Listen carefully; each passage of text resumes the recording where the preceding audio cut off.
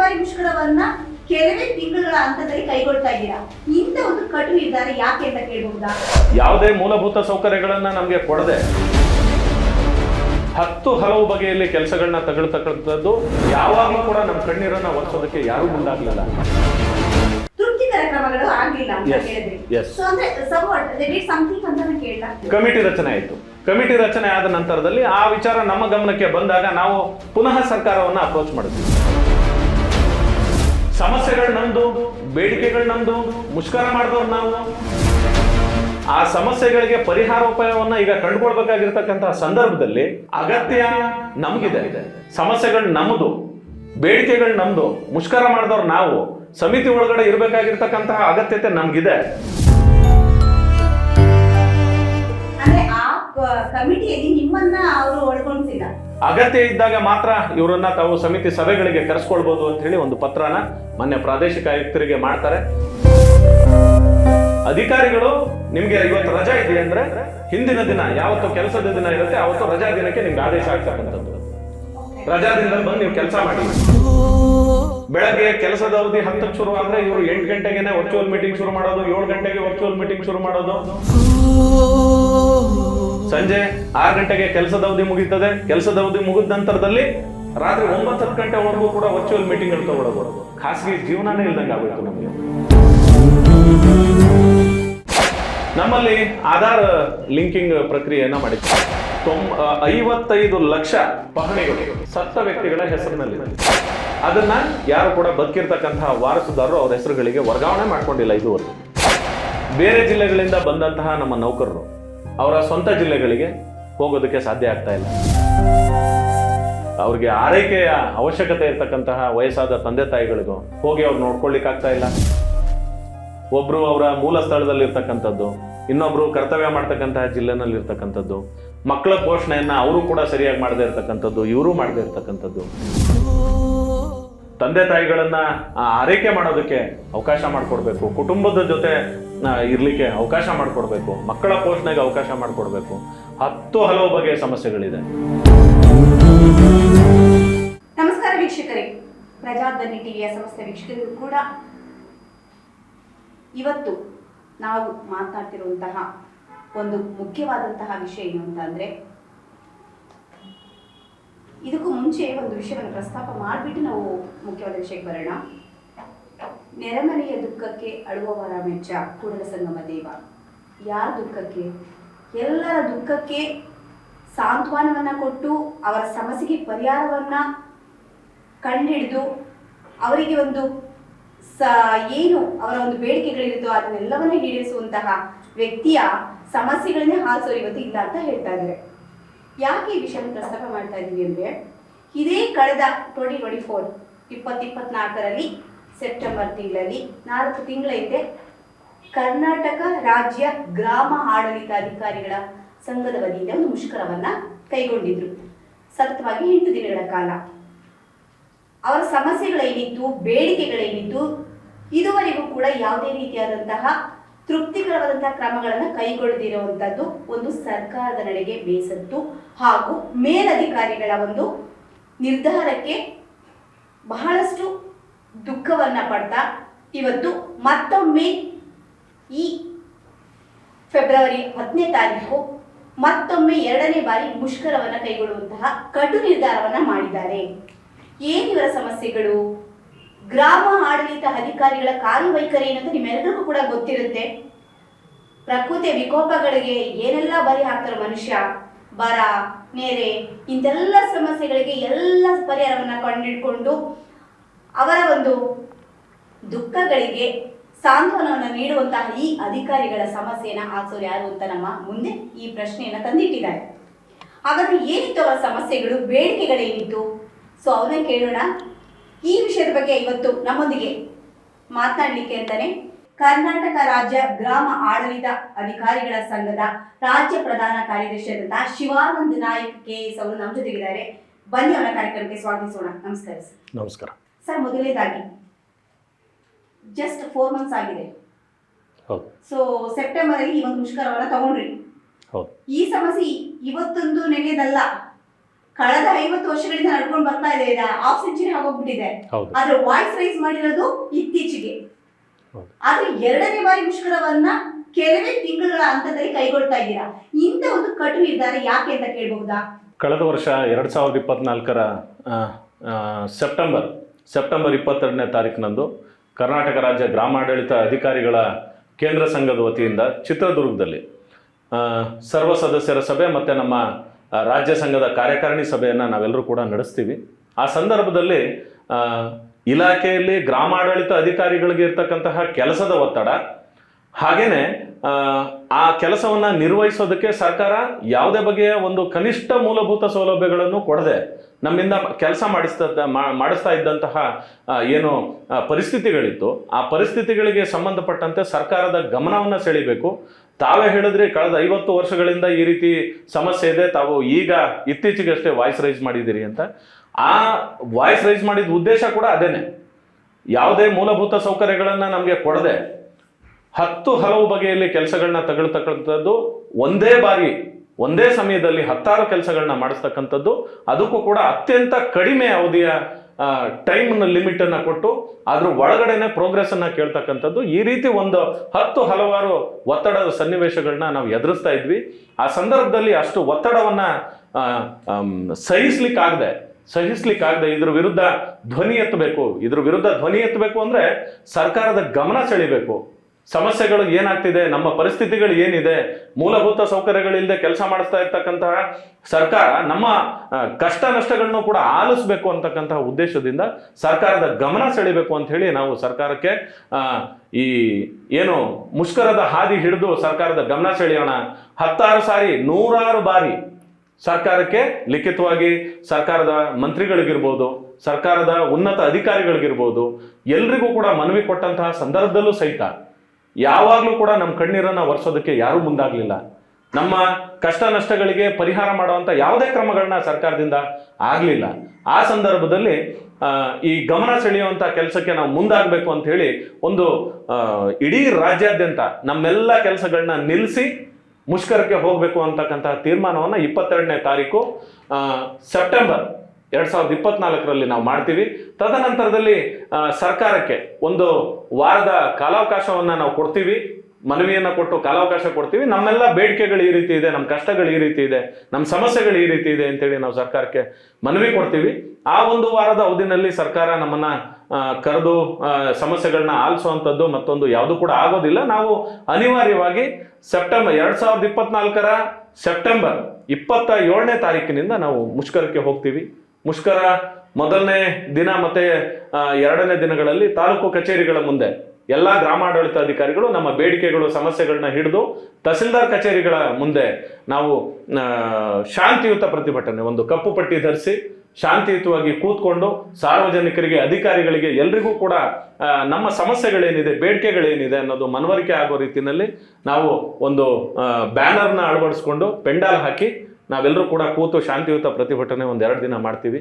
ಆಗಲೂ ಕೂಡ ಸರ್ಕಾರ ನಮ್ಮನ್ನೇನು ಕರೆದು ಕೇಳಿ ಮಾತಾಡಿಸುವಂಥ ಕ್ರಮಕ್ಕೆ ಮುಂದಾಗೋದಿಲ್ಲ. ಮತ್ತೊಂದು 2 ದಿನ ನಾವು ಜಿಲ್ಲಾಧಿಕಾರಿಗಳ ಕಚೇರಿಯಲ್ಲಿ ಜಿಲ್ಲಾ ಮಟ್ಟದಲ್ಲಿ ಇದೇ ಪ್ರತಿಭಟನೆ, ಶಾಂತಿಯುತ ಪ್ರತಿಭಟನೆ, ಕಪ್ಪು ಪಟ್ಟಿ ಕಟ್ತೀವಿ, ನಮ್ಮ ಬೇಡಿಕೆಗಳನ್ನು ಇಟ್ಕೊಂಡು ನಾವು ಜಿಲ್ಲಾಧಿಕಾರಿಗಳ ಕಚೇರಿ ಮುಂದೆ ಕೂತ್ಕೊಳ್ತೀವಿ.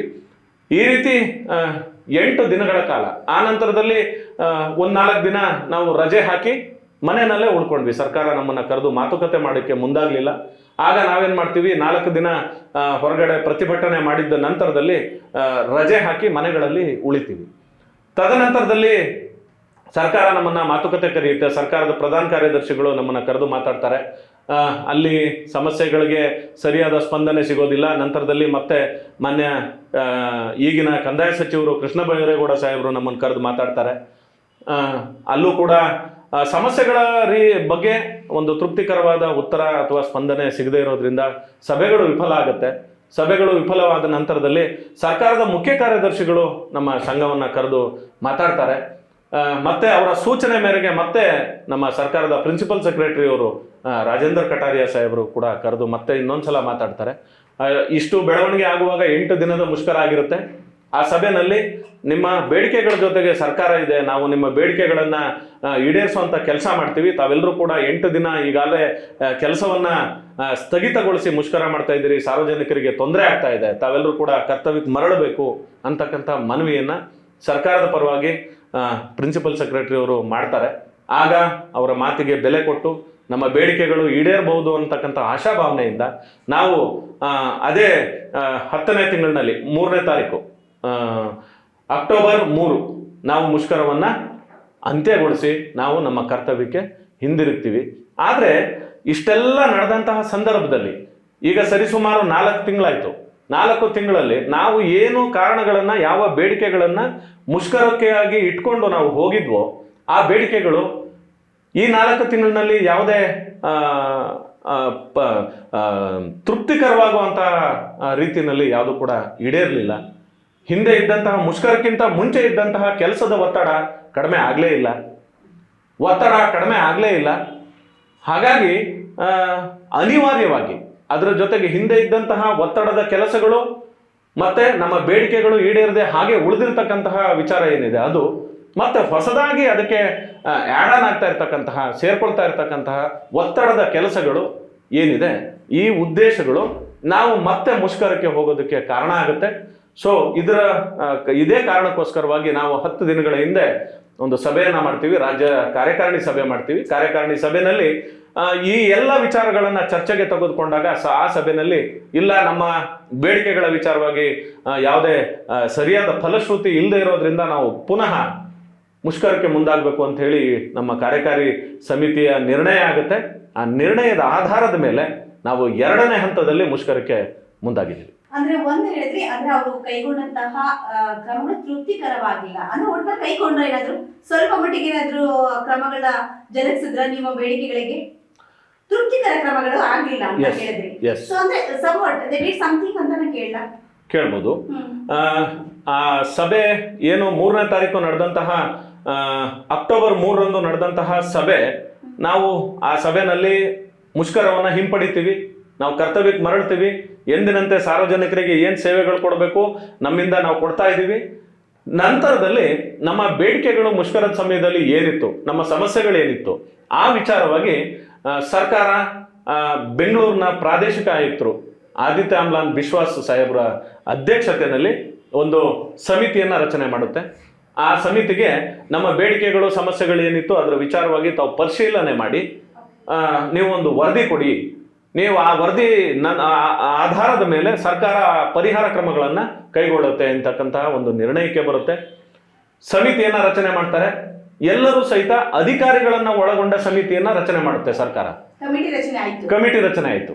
ಕಮಿಟಿ ರಚನೆ ಆದ ನಂತರದಲ್ಲಿ ಆ ವಿಚಾರ ನಮ್ಮ ಗಮನಕ್ಕೆ ಬಂದಾಗ ನಾವು ಪುನಃ ಸರ್ಕಾರವನ್ನ ಅಪ್ರೋಚ್ ಮಾಡಿದ್ವಿ. ಸಮಸ್ಯೆಗಳು ನಮ್ದು, ಬೇಡಿಕೆಗಳು ನಮ್ದು, ಮುಷ್ಕರ ಮಾಡಿದವ್ರು ನಾವು.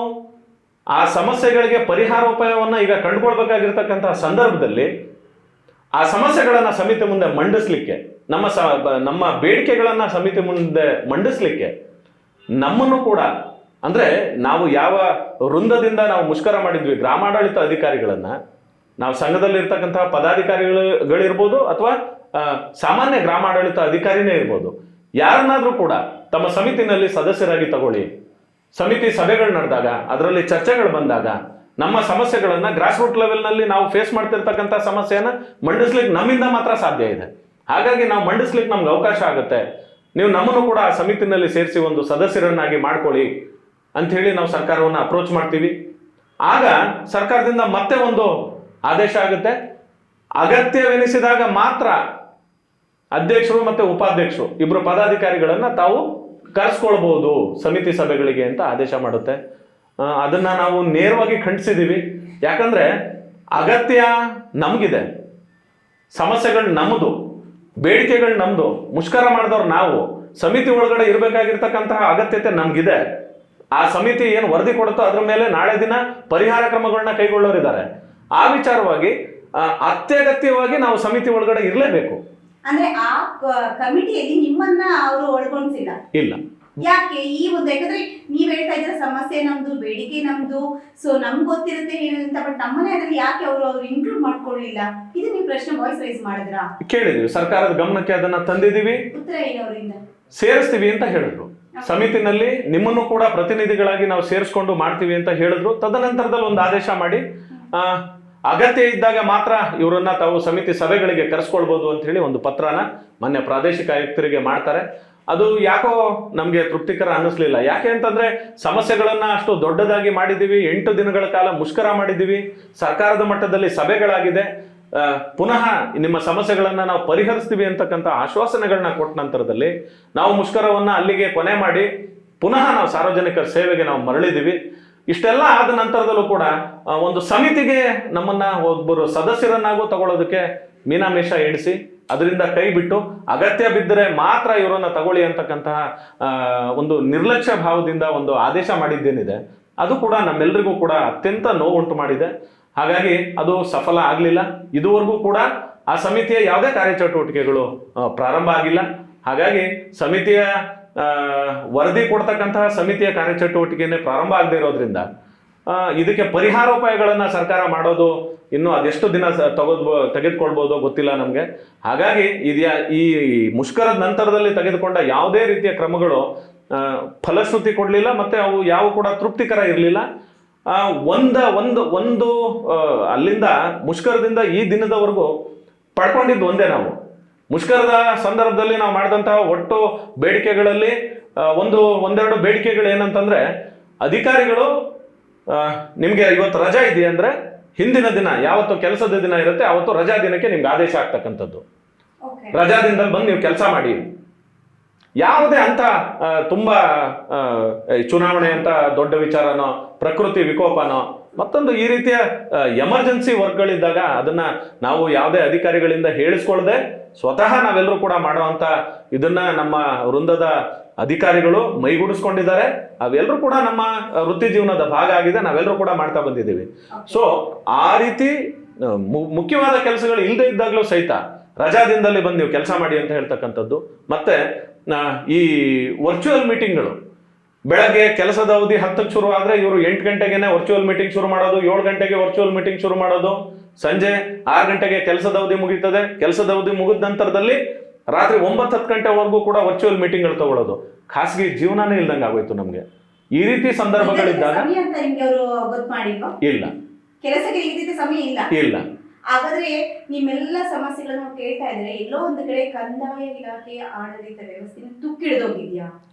ತುಂಬಾ ಹಳೆಯ ವ್ಯವಸ್ಥೆ ಇದೆ, ತುಂಬಾ ಹಳೆಯ ವ್ಯವಸ್ಥೆ. ತುಕ್ಕಿಡ್ದಿದೆ ಅಂತ ಹೇಳಿದ್ರೆ ತಪ್ಪಾಗಲ್ಲ. ತುಂಬಾ ಹಳೆಯ ವ್ಯವಸ್ಥೆ ಇದೆ. ಆ ಹಳೆಯ ವ್ಯವಸ್ಥೆಗೆ ಹೊಸತನವನ್ನ ಈಗಿನ ಮಾನ್ಯ ಸಚಿವರು ಕೊಡ್ತಾ ಇದ್ದಾರೆ. ಸಾರ್ವಜನಿಕರಿಗೆ ನಾವು ಒದಗಿಸ್ತಕ್ಕಂತಹ ಸೇವೆಗಳನ್ನ ಅತ್ಯಂತ ಪಾರದರ್ಶಕವಾಗಿ, ಆಮೇಲೆ ಸಾರ್ವಜನಿಕರಿಗೆ ಅನುಕೂಲ ಆಗುವಂತ ನಿಟ್ಟಿನಲ್ಲಿ ಆ ಒದಗಿಸೋ ಕ್ರಮಗಳನ್ನ ಸಾರ್ವಜನಿಕರಿಗೆ ಹತ್ತಿರವಾಗುವಂತ ಕೆಲಸವನ್ನ ಮಾನ್ಯ ಸರ್ಕಾರ ಮಾಡ್ತಾ ಇದೆ. ಸುಧಾರಣಾ ಕ್ರಮಗಳನ್ನ ಮಾನ್ಯ ಸಚಿವರು ಬಂದ ಮೇಲೆ ಅತ್ಯಂತ ವೇಗವಾಗಿ ಕೂಡ ಮಾಡಿದ್ದಾರೆ. ಆದ್ರೆ ಸುಧಾರಣಾ ಕ್ರಮಗಳನ್ನ ತೆಗೆದುಕೊಳ್ಳುವಾಗ, ಸಾರ್ವಜನಿಕರಿಗೆ ಅತ್ಯಂತ ತ್ವರಿತವಾಗಿ ಸೇವೆಗಳನ್ನ ಕೊಡುವಾಗ, ಈ ಸೇವೆಗಳನ್ನ ಕೊಡ್ತಕ್ಕಂತಹ ನಮ್ಮನ್ನ ಕೊಡಬೇಕಾಗಿರ್ತಕ್ಕಂತಹ ಒಂದಷ್ಟು ಕನಿಷ್ಠ, ನಾನು ಕನಿಷ್ಠ ಅನ್ನೋ ಶಬ್ದವನ್ನ ಯಾಕೆ ಬಳಸ್ತೀನಿ ಅಂದ್ರೆ, ಒಂದು ಒಂದು ಒಂದು ಸಾರ್ವಜನಿಕರಿಗೆ ಒಂದು ಕಚೇರಿನಲ್ಲಿ ಒಂದು ಕೂತ್ಕೊಂಡು ಒಬ್ಬ ಅಧಿಕಾರಿ ಸೇವೆ ಕೊಡ್ತಾನೆ. ಯಾಕಂದ್ರೆ ಈಗ ವಿಲೇಜ್ ಅಡ್ಮಿನಿಸ್ಟ್ರೇಟಿವ್ ಆಫೀಸರ್ ಆದಂತ ನೀವು, ಅಂದ್ರೆ ನಮ್ಮ ಕರ್ನಾಟಕ ರಾಜ್ಯದಲ್ಲಿ ಬರೋಬ್ಬರಿ 10,000ಕ್ಕಷ್ಟು ನೀವು ಇದೀರಾ ಆಫೀಸರ್ಸ್. ಸೊ ಈ ನಿಮ್ಮ ಕಾರ್ಯವೈಖರಿ ಬಗ್ಗೆ ನಾವು ನೋಡೋದಾದ್ರೆ ತಳಮಟ್ಟದಿಂದ ಮೇಲ್ಮಟ್ಟದವರೆಗೂ ಯಾವುದೇ ಒಂದು ಯೋಜನೆ ರೂಪುರೇಷೆಗಳು ಮಾಡಿದಾಗ ಅದನ್ನ ತಲುಪಿಸುವಂತಹ ಸಂಪೂರ್ಣ ಜವಾಬ್ದಾರಿ ನೀವು ಹೆಗಲ ಮೇಲೆ ಇರುತ್ತೆ. ಸೊ ಇಷ್ಟು ಒಂದು ಒನ್ ಮ್ಯಾನ್ ಆರ್ಮಿ ತರ ಕೆಲಸ ಮಾಡುವಂತಹ ನಿಮ್ಮನ್ನ ಯಾಕೆ ಸರ್ಕಾರ ಕಡೆಗಣಿಸ್ತಾ ಇದೆ? ಅಥವಾ ಸರ್ಕಾರ ಯಾವ ಅಧಿಸೂಚನೆಗಳನ್ನ ನಿಯಮಗಳನ್ನ ಅದು ಜಾರಿಗೆ ತರುತ್ತೋ ಸೊ ಅದನ್ನ ಕೂಡ ಪಾಲನೆ ಮಾಡಬೇಕು ಅನ್ನೋ ಒಂದು ಒತ್ತಡ ಯಾರಿಂದ ಬರ್ತಾ ಇದೆ? ಅದು ಅಲ್ಟಿಮೇಟ್ಲಿ ಎಲ್ಲದೂ ಕೂಡ ಸರ್ಕಾರದಿಂದಾನೇ ಬರುತ್ತೆ. ತಾವು ಹೇಳಿದ್ದು ಸತ್ಯ. ವಿಲೇಜ್ ಅಕೌಂಟೆಂಟ್ ಅಂತಕ್ಕಂಥ, ವಿಲೇಜ್ ಅಡ್ಮಿನಿಸ್ಟ್ರೇಟಿವ್ ಆಫೀಸರ್ ಅಂತಕ್ಕಂಥ ಹುದ್ದೆ ಒನ್ ಮ್ಯಾನ್ ಆರ್ಮಿನೇ.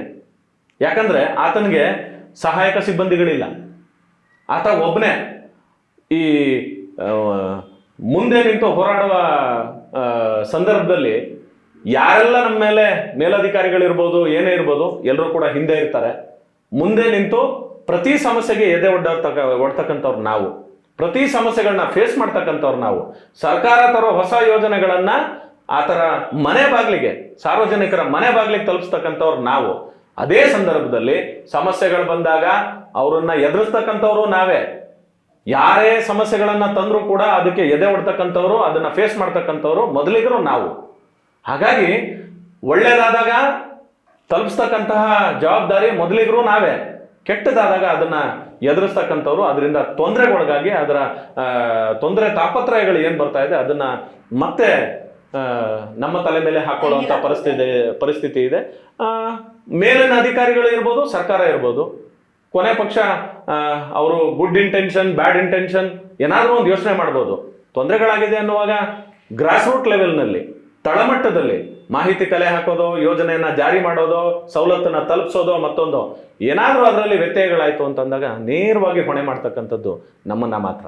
ಅಂದ್ರೆ ಎಷ್ಟೋ ಸಭೆಗಳಲ್ಲಿ ಅಂತಂದ್ರೆ ಈ ಒಂದು ಸರ್ಕಾರದ ಅವಧಿಯಲ್ಲಿ ನಾವು ನೋಡಿದಾಗೆ ಕಂದಾಯ ಇಲಾಖೆಯ ಸಚಿವರು ಸಾಕಷ್ಟು ಸಭೆಗಳಿಗೆ ಖಡಕ್ ವಾರ್ನಿಂಗ್ ಮಾಡಿದಂತಹ ಒಂದು ಪ್ರಸಂಗಗಳನ್ನ ನಾವು ನೋಡಿದೀವಿ, ಕೇಳಿದೀವಿ.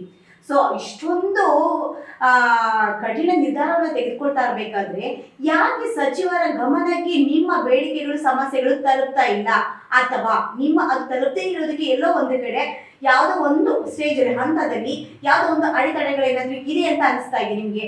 ನಮ್ಮ ಸಮಸ್ಯೆಗಳು ನಾವೇನು ಇಡೀ ರಾಜ್ಯದಲ್ಲಿ ಗ್ರಾಮಾಡಳಿತ ಅಧಿಕಾರಿಗಳು ಫೇಸ್ ಮಾಡ್ತಾ ಇದ್ದೀವಿ, ಈ ಸಮಸ್ಯೆ ತಹಸೀಲ್ದಾರ್ಗಳಿಗೆ, ಎಸಿಗಳಿಗೆ, ಎಲ್ಲ ಜಿಲ್ಲೆಗಳಲ್ಲಿ ಇರ್ತಕ್ಕಂತಹ DC ಅವರುಗಳಿಗೆ ಎಲ್ರಿಗೂ ಕೂಡ ಸಮಸ್ಯೆಗಳು ಗೊತ್ತಿದೆ. ಇವ್ರಿಗೆ ಆಫೀಸ್ ಇಲ್ಲ, ಇವ್ರಿಗೆ ಬೇಸಿಕ್ ಇನ್ಫ್ರಾಸ್ಟ್ರಕ್ಚರ್ ನಾವು ಕೊಟ್ಟಿಲ್ಲ, ಇವರು ಕಚೇರಿನಲ್ಲಿ ಹೋಗಿ ಕೂತ್ಕೊಳ್ಳೋದಕ್ಕೊಂದು ಇವ್ರಿಗೊಂದು ಕಚೇರಿ ಇಲ್ಲ, ಇವರು ಅಲ್ಲೆಲ್ಲೋ ನಮ್ಮಲ್ಲಿ ಇನ್ನೂ ಒಂದು ವಿಚಾರ, 50ಕ್ಕಿಂತ ಹೆಚ್ಚು 50ಕ್ಕಿಂತ ಹೆಚ್ಚು ಮಹಿಳೆಯರಿದ್ದಾರೆ. ಎಸ್, ಮೋರ್ ದನ್ 50% ಇದ್ದಾರೆ. ಬೆಳಗ್ಗೆ ಅವ್ರಿಗೆ 7 ಗಂಟೆಗೆ ಹೋಗ್ಬೇಕಾಗಿ ಬರುತ್ತೋ 8 ಗಂಟೆಗೆ ಹೋಗ್ಬೇಕಾಗಿ ಬರುತ್ತೋ ಆಫೀಸ್ಗೆ ಗೊತ್ತಿಲ್ಲ. ಅವರು ಬೆಳಗ್ಗೆ ಮನೆಯಿಂದ ಹೊರಟ್ರೆ ಈವನ್ ಅವ್ರು ರಾತ್ರಿ ಎಷ್ಟೊತ್ತಿಗೆ ಬರ್ತಾರೆ ಅಂತಾನೂ ಕೂಡ ಗೊತ್ತಾಗಲ್ಲ ಅವ್ರಿಗೆ. ಅಂತ ಸಂದರ್ಭದಲ್ಲಿ ಅವರು ವಿಲೇಜ್ಗಳಲ್ಲಿ ನಮ್ಮ ಕಾರ್ಯಕ್ಷೇತ್ರನೇ ಹಳ್ಳಿಗಳು. ನಾವು ಹಳ್ಳಿಗಳಿಗೆ ಹೋದ್ರೆ ಅಲ್ಲಿ ನಮಗೆ ಕೂತ್ ಕೆಲಸ ಮಾಡೋ ಕಚೇರಿ ಇಲ್ಲ. ಆ ಮಹಿಳೆಯರು ಬೆಳಿಗ್ಗೆ ಹೋದ್ರೆ ಸಂಜೆವರೆಗೂ ಅವ್ರು ಯಾವ ರೀತಿಯಲ್ಲಿ ಅವರ ಸಮಸ್ಯೆಗಳು ತೊಳಲಾಟಗಳು ಇರುತ್ತೋ ಗೊತ್ತಿಲ್ಲ. ಈವನ್ ಎಲ್ಲೂ ಕೂಡ ಬೇಸಿಕ್ ಆಗಿ ಒಂದು ಶೌಚಾಲಯದ ಪರಿಸ್ಥಿತಿ ಇಲ್ಲದೆ ಇರೋ ಶೋಚನೀಯ ಪರಿಸ್ಥಿತಿನಲ್ಲಿ ಮಹಿಳೆಯರು 5,000ಕ್ಕಿಂತ ಹೆಚ್ಚಿನ ಮಹಿಳೆಯರು ನಮ್ಮಲ್ಲಿ ಕ್ಷೇತ್ರ ಮಟ್ಟದಲ್ಲಿ ಕೆಲಸ ಮಾಡ್ತಾ ಇದ್ದಾರೆ. ಅವರ ಪರಿಸ್ಥಿತಿಗಳನ್ನ ಸರ್ಕಾರ ಅಟ್ಲೀಸ್ಟ್ ಮನಗಂಡು ಎಷ್ಟು ಸಾಧ್ಯ ಆಗುತ್ತೋ ಅಷ್ಟನ್ನಾದ್ರೂ ಇಷ್ಟು ವರ್ಷಗಳಲ್ಲಿ ಮಾಡ್ಬೋದಿತ್ತು. ಆದ್ರೆ ಇದುವರೆಗೂ ಕೂಡ ಆ ಕಾರ್ಯ ಆಗಲಿಲ್ಲ. ಈ ವಿಚಾರವನ್ನ ಮಾನ್ಯ ಸಚಿವರ ಗಮನಕ್ಕೆ ನಾವು ಕಳೆದ ಮುಷ್ಕರದ ಸಂದರ್ಭದಲ್ಲಿ ಕೂಡ ನಾವು ಗಮನಕ್ಕೆ ತಂದ್ವಿ. ಮಾಡ್ತೀವಿ, ಅದನ್ನ ಹಂತ ಹಂತವಾಗಿ ಮಾಡ್ತೀವಿ ಅಂತಕ್ಕಂಥ ಆಶ್ವಾಸನೆಗಳನ್ನ ಕೊಟ್ಟಿದ್ರು. ಆದ್ರೆ ಆ ಬೇಡಿಕೆಗಳ ವಿಚಾರದಲ್ಲಿ ಮಾಡಿದ ಒಂದು ಸಮಿತಿನೇ ಇನ್ನೂ ಕೂಡ ಫೈನಲ್ ಆಗಿ ಅದರ ಕೆಲಸವನ್ನ ಕೂಡ ಪ್ರಾರಂಭ ಮಾಡಲಿಲ್ಲ. ಬೇಡಿಕೆಗಳ ವಿಚಾರದಲ್ಲಿ ಯಾವುದೇ ಪರಿಹಾರ ಕ್ರಮಗಳು ಶುರುವಾಗದೆ ಇರೋದು ಕೂಡ ಅತ್ಯಂತ ನಿರಾಸೆ ಉಂಟು ಮಾಡಿತು. ಅಟ್ ದಿ ಸೇಮ್ ಟೈಮ್ ಏನು ಕೆಲಸದ ಒತ್ತಡ ಇತ್ತು ಅದು ಕಡಿಮೆ ಆಗಲೇ ಇಲ್ಲ, ಅದು ಮತ್ತೆ ಜಾಸ್ತಿ ಆಗ್ತಾನೆ ಹೋಯ್ತು. ಹೊಸ ಕೆಲಸಗಳು ಸೇರ್ಕೊಳ್ತಾನೆ ಹೋಯ್ತು, ಒತ್ತಡ ಮತ್ತೆ ಬಿಲ್ಡ್ ಆಗ್ತಾ ಹೋಯ್ತು. ಹಾಗಾಗಿ ನಾವು ಈ ಪರಿಸ್ಥಿತಿನಲ್ಲಿ ಮುಷ್ಕರಕ್ಕೆ ಹೋಗದೆ ಬೇರೆ ದಾರಿ ಇರಲಿಲ್ಲ. ಎಲ್ಲರೂ ಸೇರಿ ಕಾರ್ಯಕಾರಿ ಸಮಿತಿನಲ್ಲಿ ನಿರ್ಣಯ ಮಾಡಿ ಈ ಮುಷ್ಕರಕ್ಕೆ ಹೋಗ್ತಾ ಇದ್ದೀವಿ ನಾವು. ಸರ್, ಇದು ನಿನ್ನೆ ಮೊನ್ನೆದಲ್ಲ ಸಮಸ್ಯೆ, ಬರೋಬ್ಬರಿ ಅರ್ಧ ಶತಮಾನಗಳು ಅಂತ ಇಟ್ಕೊಳ್ಳೋಣ. ಬಟ್ ನೀವು ಇತ್ತೀಚೆಗೆ ವಾಯ್ಸ್ ರೈಸ್ ಮಾಡಿರೋದು, ಸೊ ಇದು ಪ್ರತ್ಯಕ್ಷ ಆಗಿದ್ದೀರಾ. ಇವಾಗ ಎಲ್ಲೋ ಒಂದ್ ಕಡೆ ಸರ್ಕಾರಕ್ಕೂ ಒಂದು ಸಮಯಾವಕಾಶ ಕಾಲಾವಕಾಶ ತಗೊಳ್ಬೇಕಾಗುತ್ತಾ ಏನೋ, ನೀವು ದಿಢೀರ್ ಅಂತ ಮತ್ತೆ 2ನೇ ಬಾರಿ ಮುಷ್ಕರ ಕೈಗೊಳ್ತಾ ಇದ್ದೀರಾ ಅಂತ ಅಂದ್ರೆ ಯಾಕಿಂದ ಒಂದು ತ್ವರಿತ ನಿರ್ಧಾರ ನಿಮ್ಮ ವತಿಯಿಂದ? ಈಗ ತ್ವರಿತ ನಿರ್ಧಾರ ಅಂತ ಏನು ಇಲ್ಲ ಇದರಲ್ಲಿ. ಸಮಿತಿಯನ್ನ ಮಾಡುವಾಗ ಸಮಿತಿನಲ್ಲಿ 2-3 ತಿಂಗಳ ಒಳಗಾಗಿನೇ ನೀವು ಒಂದು ಪರಿಶೀಲನೆ ಮಾಡಿ ನೀವು ಪರಿಹಾರ ಕ್ರಮಗಳನ್ನ ನೀವು ಸೂಚಿಸಿ ನೀವು ಸಜೆಸ್ಟ್ ಮಾಡಿ ಅಂತಕ್ಕಂತಹ ಒಂದು ನಿರ್ಧಾರಕ್ಕೆ ಸರ್ಕಾರ ಬಂದಿತ್ತು.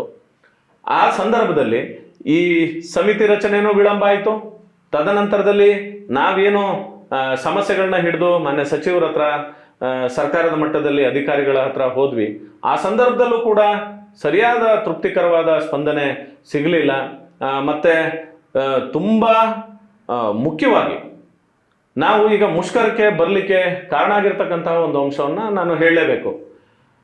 ನಮ್ಮಲ್ಲಿ ಆಧಾರ್ ಲಿಂಕಿಂಗ್ ಪ್ರಕ್ರಿಯೆಯನ್ನು ಮಾಡಿದ್ದೀವಿ. ಮಾನ್ಯ ಸಚಿವರ ಮಹತ್ವಾಕಾಂಕ್ಷೆಯ ಯೋಜನೆ, ಪ್ರತಿಯೊಬ್ಬರ ಕೃಷಿ ಜಮೀನುಗಳಿಗೆ ಏನು ನೀವು ಬೇರೆ ಸ್ಕೀಮ್ನಲ್ಲೆಲ್ಲ ಬ್ಯಾಂಕ್ ಅಕೌಂಟ್ಗಳಿಗೆ ಮೊಬೈಲ್ ನಂಬರ್ಗಳಿಗೆ ಆಧಾರ್ ಲಿಂಕ್ ಮಾಡಿರ್ತಾರೆ, ಈ ರೀತಿ ಮಾದರಿನಲ್ಲಿ ಅವರ ಜಮೀನಿನಲ್ಲಿ ಆಗ್ತಕ್ಕಂಥ ವಹಿವಾಟುಗಳಲ್ಲಿ ಸಾರ್ವಜನಿಕರಿಗೆ ಮಾಹಿತಿ ಇರಬೇಕು ಅನ್ನೋ ಉದ್ದೇಶಕ್ಕಾಗಿ ಆಧಾರನ್ನು ಜೋಡಣೆ ಮಾಡಿದ್ದಾರೆ.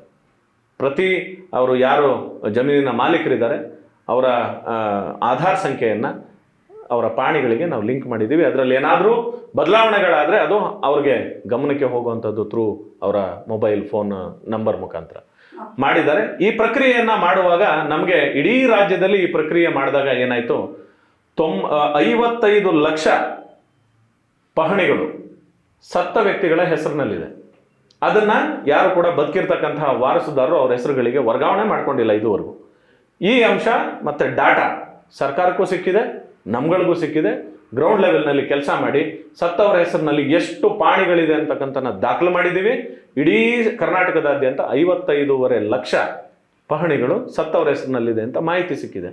ಸರ್ಕಾರ ಈಗ ಏನು ಮಾಡಿದೆ, ಅಭಿಯಾನದ ಮಾದರಿನಲ್ಲಿ ಒಂದು ಸ್ಪೆಷಲ್ ಡ್ರೈವ್ ರೂಪದಲ್ಲಿ ಸತ್ತವರ ಹೆಸರಿನಲ್ಲಿರ್ತಕ್ಕಂತಹ ಪಾಣಿ ದಾಖಲೆಗಳನ್ನು ಬದುಕಿರುವ ವಾರಸುದಾರರ ಹೆಸರಿಗೆ ಬದಲಾವಣೆ ಮಾಡಬೇಕು ಅಂತಕ್ಕಂತಹ ಒಂದು ಕೆಲಸವನ್ನ ಗ್ರಾಮಾಡಳಿತ ಅಧಿಕಾರಿಗಳಿಗೆ ಇಡೀ ರಾಜ್ಯಾದ್ಯಂತ ಕೊಟ್ಟಿದ್ದಾರೆ. ಈಗ ಅಂದ್ರೆ ಓಕೆ, ಈ ಒಂದು ಯಾವ ಯೋಜನೆಯನ್ನ ಜಾರಿ ತರ್ತಾ ಇದ್ದಾರೋ, ಈ ಒಂದು ಪಹಣಿಯನ್ನ ಈ ಪೌತಿ ಮಾಡಬೇಕು, ಈ ಖಾತಾ ಮಾಡಬೇಕು ಅನ್ನೋ ಒಂದು ಇದಕ್ಕೆ ಇದರ ಸಾಧಕ ಬಾಧಕಗಳ ಬಗ್ಗೆ ಮಾತಾಡೋಣ. ಅದಕ್ಕೂ ಮುಂಚೆ ಹಾಗಾದ್ರೆ ಇಲ್ಲಿ ನಿಮ್ಮ ಕೂಗು ಮೊದಲನೇದಾಗಿ ನಿಮಗೆ ಒಂದು ಕಚೇರಿ ವ್ಯವಸ್ಥೆಯ ಅಥವಾ ಎಲ್ಲ ಕೆಲಸವನ್ನ ನಿಮ್ಮ ಮೈ ಮೇಲೆ ಹಾಕುವಂತಹ ಯತ್ನ ನಿಮ್ಮ ಮೇಲಾಧಿಕಾರಿಗಳಿಂದ ನಡೀತಾ ಇದೆಯಾ ಅಥವಾ ಸರ್ಕಾರದ ಅಧಿಸೂಚನೆಯೇ ಆಗಿದ್ಯಾ?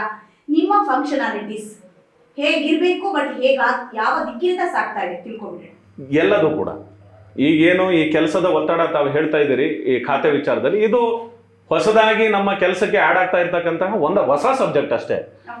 ಪ್ರತಿಯೊಂದು ಕೆಲಸವೂ ಕೂಡ ಒತ್ತಡದಿಂದಾನೇ ಕೂಡಿರುತ್ತೆ, ಪ್ರತಿಯೊಂದು ಕೆಲಸನೂ ಕೂಡ ಕಡಿಮೆ ಅವಧಿಯಿಂದಾನೇ ಕೂಡಿರುತ್ತೆ, ಪ್ರತಿಯೊಂದು ಕೆಲಸನೂ ಕೂಡ ಅತ್ಯಂತ ಕಡಿಮೆ ಅವಧಿನಲ್ಲಿ ಮುಗಿಸ್ಬೇಕು ಅಂತಕ್ಕಂಥ ಒತ್ತಡ ಪ್ರತಿ ದಿನ, ಪ್ರತಿ ಕ್ಷಣ, ಪ್ರತಿ ಹಂತದಲ್ಲಿರುತ್ತೆ. ಸರ್ಕಾರದಿಂದ ಜಿಲ್ಲಾಧಿಕಾರಿಗಳ ಮೇಲಿರ್ಬೋದು, ಅಲ್ಲಿಂದ AC ಗಳ ಮೇಲಿರ್ಬೋದು, ತಹಸೀಲ್ದಾರ್ಗಳ ಮೇಲಿರ್ಬೋದು, ಇಂಟರ್ನ್ ಅವರಿಂದ ಗ್ರಾಸ್ ರೂಟ್ ಲೆವೆಲ್ನಲ್ಲಿ ಕೆಲಸ ಮಾಡ್ತಕ್ಕಂತಹ ನಮ್ಮ ಗ್ರಾಮಾಡಳಿತ ಅಧಿಕಾರಿಗಳ ಮೇಲಿರ್ಬೋದು, ಇದು ನಿರಂತರವಾಗಿರುತ್ತೆ. ಕೆಲಸದ ಒತ್ತಡ ಅತಿ ಮುಖ್ಯ ಕಾರಣ. ಹಾಗೇನೆ ಈ ಅಷ್ಟು ಕೆಲಸಗಳನ್ನ ಮಾಡ್ಲಿಕ್ಕೆ ನಮ್ಮ ಹತ್ರ ಯಾವುದೇ ಫೆಸಿಲಿಟೀಸ್ ಇಲ್ಲ, ನಮ್ಮ ಹತ್ರ ಯಾವುದೇ ಫೆಸಿಲಿಟೀಸ್ ಕೊಟ್ಟಿಲ್ಲ ಸರ್ಕಾರ. ಮಾತಾಡ್ತಾ ಇಲ್ಲ. ಈಗ ಒಬ್ಬ ಗ್ರಾಮ ಆಡಳಿತ ಅಧಿಕಾರಿಗಳಿಗೆ ಕಾರ್ಯವೈಖರಿ ಹೀಗೆ ಇರಬೇಕು ಅನ್ನೋ ಒಂದು ರೂಪುರೇಷೆ ಆಲ್ರೆಡಿ ಅದಕ್ಕೆ ಒಂದು ಮಾಡ್ಕೊಂಡಿರುತ್ತೆ. ಸೊ ಆದ್ರೆ ಇಲ್ಲಿ ಏನ್ ಹ್ಯಾಡ್ ಆನ್ ಆಗ್ತಾ ಇದೆ, ಯಾವ್ದು ಬರ್ಡನ್ ಆಗ್ತಾ ಇದೆ, ಸಮಯದ ಅವಧಿಯ ವಿಸ್ತರಣೆಯಿಂದ ನಿಮ್ಗೆ ತುಂಬಾ ತೊಂದರೆ ಆಗ್ತಾ ಇದೆಯಾ ಅಥವಾ ಕೆಲಸದ ಅತಿಯಾದಂತ ಕೆಲಸದ ಒತ್ತಡ ನಿಮ್ಗೆ ಹೆಚ್ಚಾಗ್ತಾ ಇದೆಯಾ, ಏನಂತ ನಾವು ಭಾವಿಸ್ಬೇಕು? ಎಲ್ಲವೂ ಕಾರಣ ಆಗ್ತಾ ಇದೆ. ತಾವು ಹೇಳಿದಂತ ಎಲ್ಲ ಅಂಶಗಳು ಕಾರಣ ಆಗ್ತಾ ಇದೆ. ಅತಿಯಾದ ಕೆಲಸನೂ ಕಾರಣ ಆಗ್ತಾ ಇದೆ, ಸೌಕರ್ಯಗಳನ್ನ ಕೊಡದೆ, ಮೂಲಭೂತ ಸೌಲಭ್ಯಗಳನ್ನ ಕೊಡದೆ ಕೆಲಸ ಕೇಳ್ತಾ ಇರ್ತಕ್ಕಂಥದ್ದು ಕಾರಣ ಆಗ್ತಾ ಇದೆ. ಈ ಕೆಲಸಗಳನ್ನ ಮಾಡಿಸ್ಬೇಕಾದ್ರೆ ಏನು ಸರ್ಕಾರದಿಂದ ಹಿಡಿದು ನಮ್ಮವರೆಗೂ, ನಮ್ಮ ಹಂತದವರೆಗೂ ಕೂಡ ವಿವಿಧ ಹಂತಗಳಲ್ಲಿ ಅಧಿಕಾರಿಗಳಿದ್ದಾರೆ, ಅವ್ರಗಳಿಂದ ಉಂಟಾಗ್ತಕ್ಕಂತಹ ಒತ್ತಡ, ಇದಿಷ್ಟೇ ದಿನಕ್ಕೆ ಮುಗಿಸಿ, ಇದು ಹೀಗೆ ಮಾಡಿ, ಇವೆಲ್ಲ ಮಾಡ್ತಕ್ಕಂತಹ ಸಂದರ್ಭದಲ್ಲೂ ಸಹಿತ ನಮ್ಮ ರಕ್ಷಣೆಗೆ, ಸಾರ್ವಜನಿಕರಿಗೆ ಇಷ್ಟೆಲ್ಲ ಸೇವೆಗಳನ್ನ ಕೊಡ್ತಕ್ಕಂತಹ ಸಂದರ್ಭದಲ್ಲಿ ನಮ್ಮ ರಕ್ಷಣೆಗೆ ಕಾನೂನಿನ ಚೌಕಟ್ಟಿನಲ್ಲಿ ಯಾವುದೇ ಸುರಕ್ಷತೆ ನಮಗೆ ಇಲ್ದಂಗೆ ಆಗ್ತಾ ಇದೆ. ನಾವು ಇಷ್ಟು ಒತ್ತಡದಲ್ಲಿ ಏನಾದರೂ ಕೆಲಸ ಮಾಡುವ ನಿಟ್ಟಿನಲ್ಲಿ ಏನಾದರೂ ತಪ್ಪುಗಳಾದರೆ, ಈಗ ಸಾರ್ವಜನಿಕರಿಗೆ ತ್ವರಿತವಾಗಿ ಸೇವೆ ಕೊಡುವಂತಹ ಸದುದ್ದೇಶದಿಂದ ಮಾಡಿರ್ತಕ್ಕಂಥ ಸಂದರ್ಭದಲ್ಲೂ ಸಹಿತ ನಮ್ಗೆ ಯಾವುದೇ ರಕ್ಷಣೆ ಇಲ್ಲ. ಏನಾದರೂ ತಪ್ಪುಗಳಾದರೆ ಅದರ ಮೇಲೆ ಪೊಲೀಸ್ ಸ್ಟೇಷನ್ಗಳಲ್ಲಿ FIRಗಳಾಗುತ್ತೆ, ಲೋಕಾಯುಕ್ತ ಮತ್ತು ಇತರೆ ಯಾವುದೇ ತನಿಖಾ ಸಂಸ್ಥೆಗಳಲ್ಲಿ ದೂರು ದಾಖಲಾಗುತ್ತೆ, ಇಲಾಖಾ ವಿಚಾರಣೆಗಳಾಗುತ್ತೆ, ಡಿಪಾರ್ಟ್ಮೆಂಟ್ ಎನ್ಕ್ವೈರಿಗಳು ನಡೆಯುತ್ತೆ. ಅದರಿಂದಾಗಿ ಯಾವುದೇ ಹಂತದಲ್ಲಿ DEಗಳು ಮತ್ತೊಂದು ಆದಂಥ ಸಂದರ್ಭದಲ್ಲಿ ನಮಗೆ ನಮ್ಮ ಸೇವೆನಲ್ಲಿ, ನಮ್ಮ ಸೇವಾ ಬದುಕಿನಲ್ಲಿ ಅದು ಅಡಚಣೆಯಾಗಿ ನಿಂತ್ಕೊಳ್ಳುತ್ತೆ, ನಮ್ಮ ಬಡ್ತಿ ನಿಂತೋಗುತ್ತೆ, ನಿವೃತ್ತಿ ಆಗೋರಿಗೆ ನಿವೃತ್ತಿ ವೇತನ ಸಿಗೋದಿಲ್ಲ, ಸಾವಿರಾರು ಸಮಸ್ಯೆಗಳಿದೆ. ಹಾಗಾದ್ರೆ ಸಾರ್ವಜನಿಕರ ಸದುದ್ದೇಶಕ್ಕಾಗಿ ಕೈಗೊಂಡಂತಹ ಸರ್ಕಾರದ ನಿರ್ಧಾರಗಳು ನಿಮ್ಗೆ ತೊಡಕನ್ನು ಉಂಟು ಮಾಡ್ತಾ ಇದೆ ಅನ್ನೋದಾದ್ರೆ ಎಲ್ಲೋ ಒಂದು ಕಡೆ ಅದಕ್ಕೆ ತಕ್ಕಂತಹ ಒಂದು ಕ್ರಮವನ್ನ ಜರುಗಿಸಬೇಕಾಗಿದ್ದು ಯಾರ ಕರ್ತವ್ಯ? ಸರ್ಕಾರದ ಕರ್ತವ್ಯ ಅದು. ಹಾಗಾದ್ರೆ ಅದನ್ನ ಇಂಥ ಒಂದು ಸದುದ್ದೇಶನ ಜಾರಿಗೆ ತರುವಂತಹ ನಿಟ್ಟಿನಲ್ಲಿ ನಿಮ್ಮ ಬಗ್ಗೆ ಯಾಕೆ ಗಮನ ಕೊಡ್ತಾ ಇಲ್ಲ? ನಾವು ಕೂಡ ಅದನ್ನೇ ಪ್ರಶ್ನೆ ಮಾಡ್ತಾ ಇದ್ದೀವಿ.